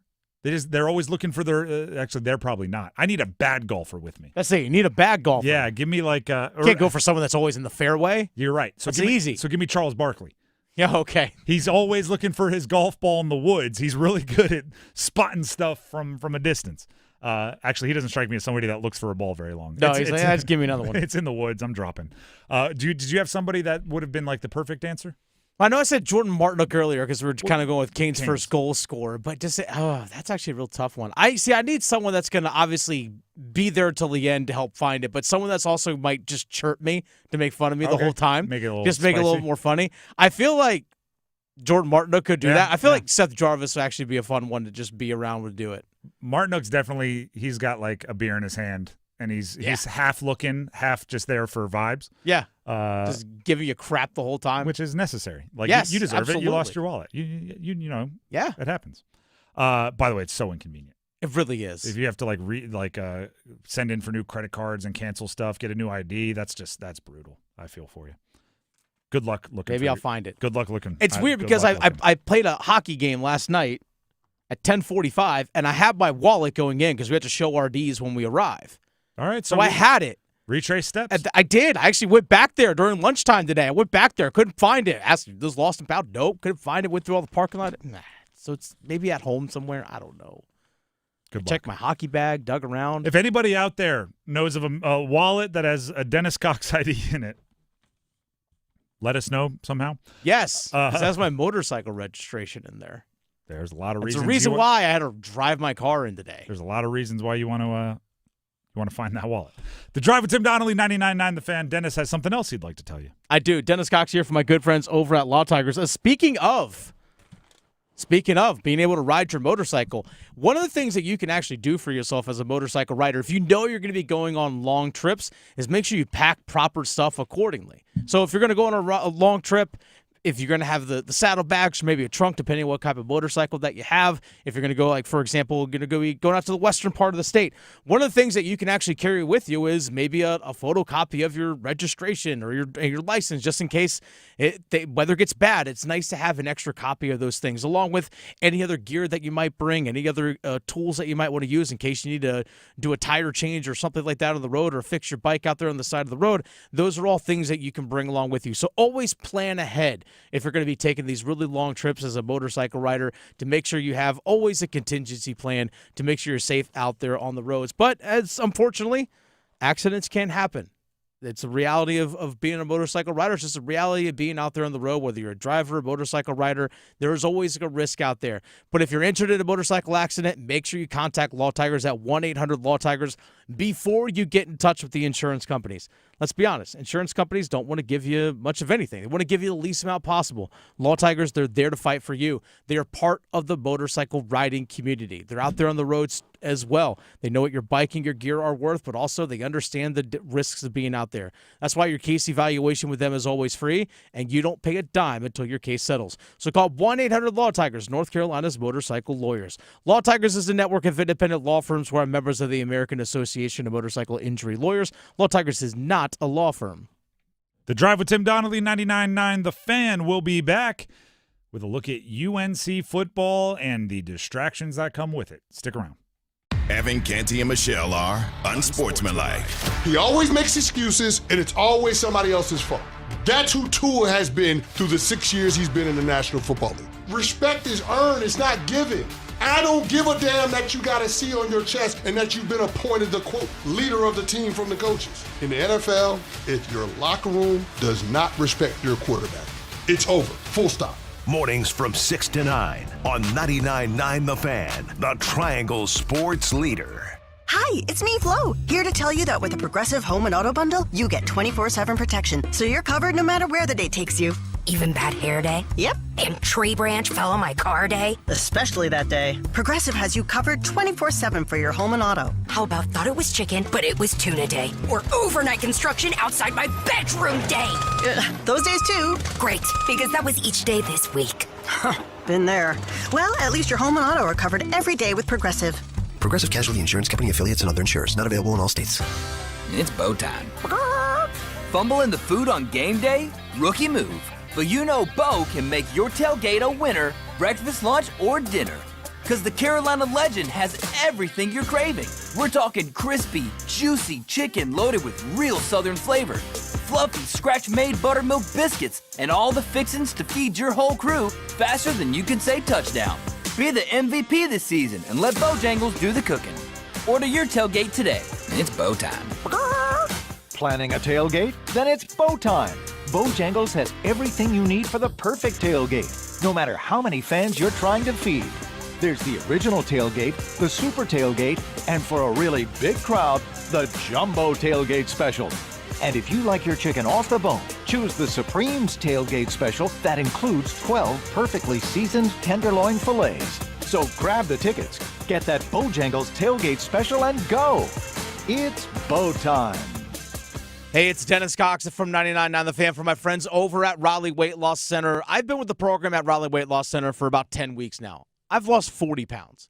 40 pounds lost in 10 weeks thanks to Raleigh Weight Loss Center. And there's so many things about my life that have just improved simply by the weight that I've lost. I'm sleeping a lot better. I'm feeling a lot energetic. I go out and play sports or ride my motorcycle. Just a lot less pressure on my hips, knees, and ankles. My body literally feels 10 years younger thanks to the weight that I've lost over at Raleigh Weight Loss Center and their program. And the one thing I appreciate about the Raleigh Weight Loss Center program is the fact that they also want you to maintain that goal weight as well. It's not just getting down to that target weight. They want you to keep it there. That's why you got to give them a call, 919-897-7506, or visit RaleighWeightLossCenter.com and set up a free 15-minute phone call with them.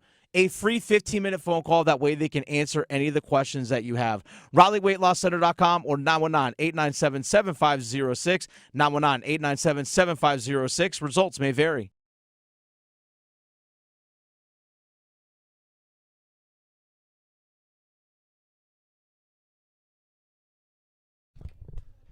The Drive with Tim Donnelly, 99.9 The Fan. Few more reminders. Subscribe to our YouTube channel, 99.9 The Fan. We are over 20,000 subscribers now, and we have a Ike Ekwonu, starting left tackle for the Carolina Panthers, former first-round pick, football that we are giving away to one of our subscribers. Go check out any of our social medias, including our YouTube, for a short video from us here at 99.9 The Fan explaining how you can win the Ike Ekwonu signed football. A little thank you from us to you for kind of growing our online community in the way that you have.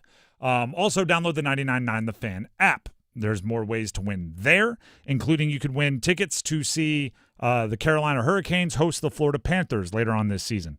And that's just for being one of the first couple of weeks or month, whatever it's been, in the downloaders of our app. It's still a fairly brand new app, and we want to continue to drive you there simply because I think it's a good spot for you to find content on your favorite teams. So head there, and you could win tickets to see the Canes and the Florida Panthers and other stuff we're giving away. We're giving away so much. But reminder of all of that.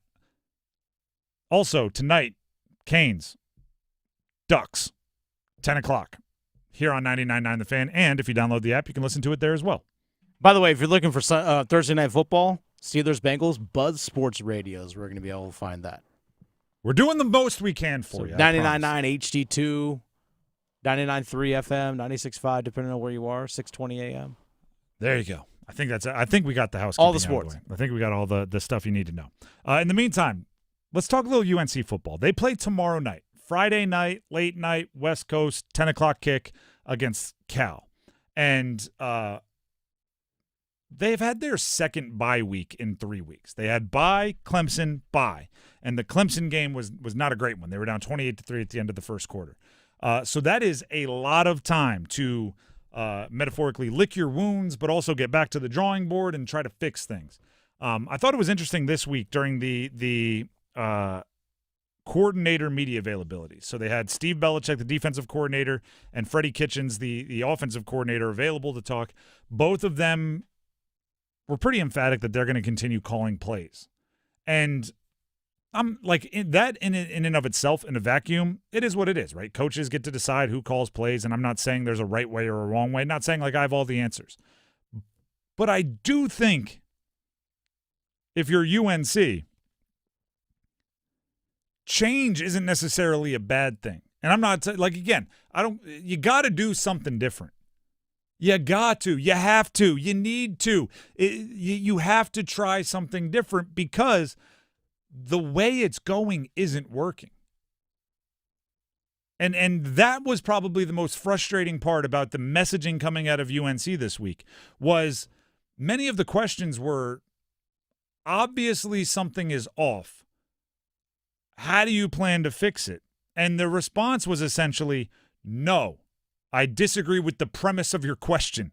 It's not off. It's not wrong. We're not doing something incorrect. It's all happening to plan. And there's a distinct difference there for me, right? There's some kind of logic that I can't grasp where I'm going, I'm watching you on Saturdays. I'm watching the games on Friday nights, right? I'm there. I'm tuned in. I'm watching. It's not a good product. And then to have you sit around and go, it's working. We're getting better. Everybody, it's just a matter of time. And I'm going like, I've watched football my entire life. I don't pretend to know as much as Bill Belichick.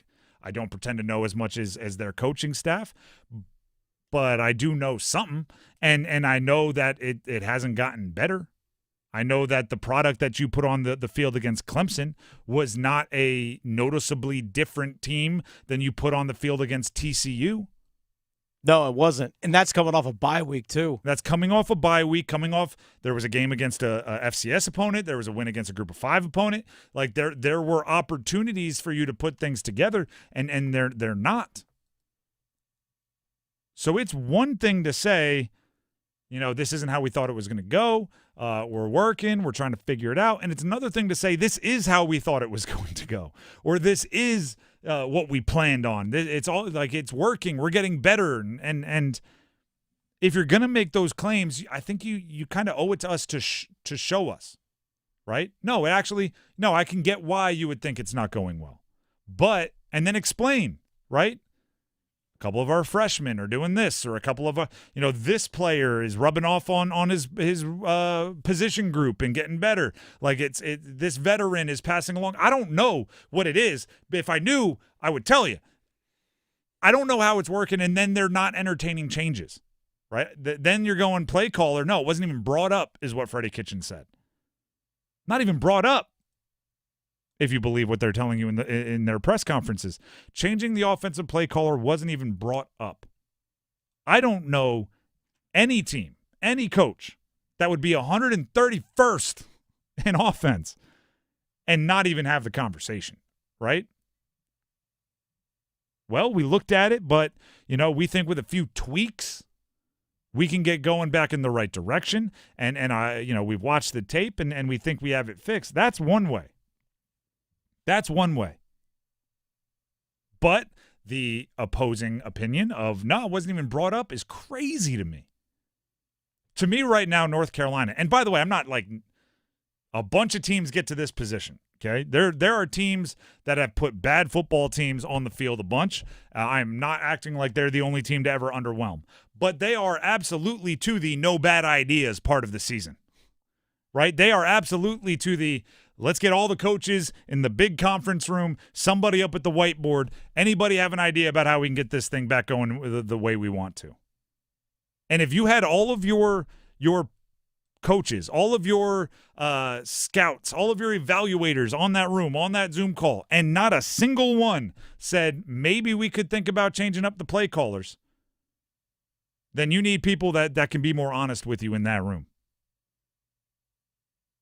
And that's all results-based, and that's what football is. The NFL has all the cliches, but they're true about college football as well. What have you done for me lately? It is a results-based business. Like, all of those things they say apply to college as well. If you have one of the worst offenses in the country, that's not a insult to the, like a personal insult to the person running the offense to be like, I don't know if we thought about changing up how we do things.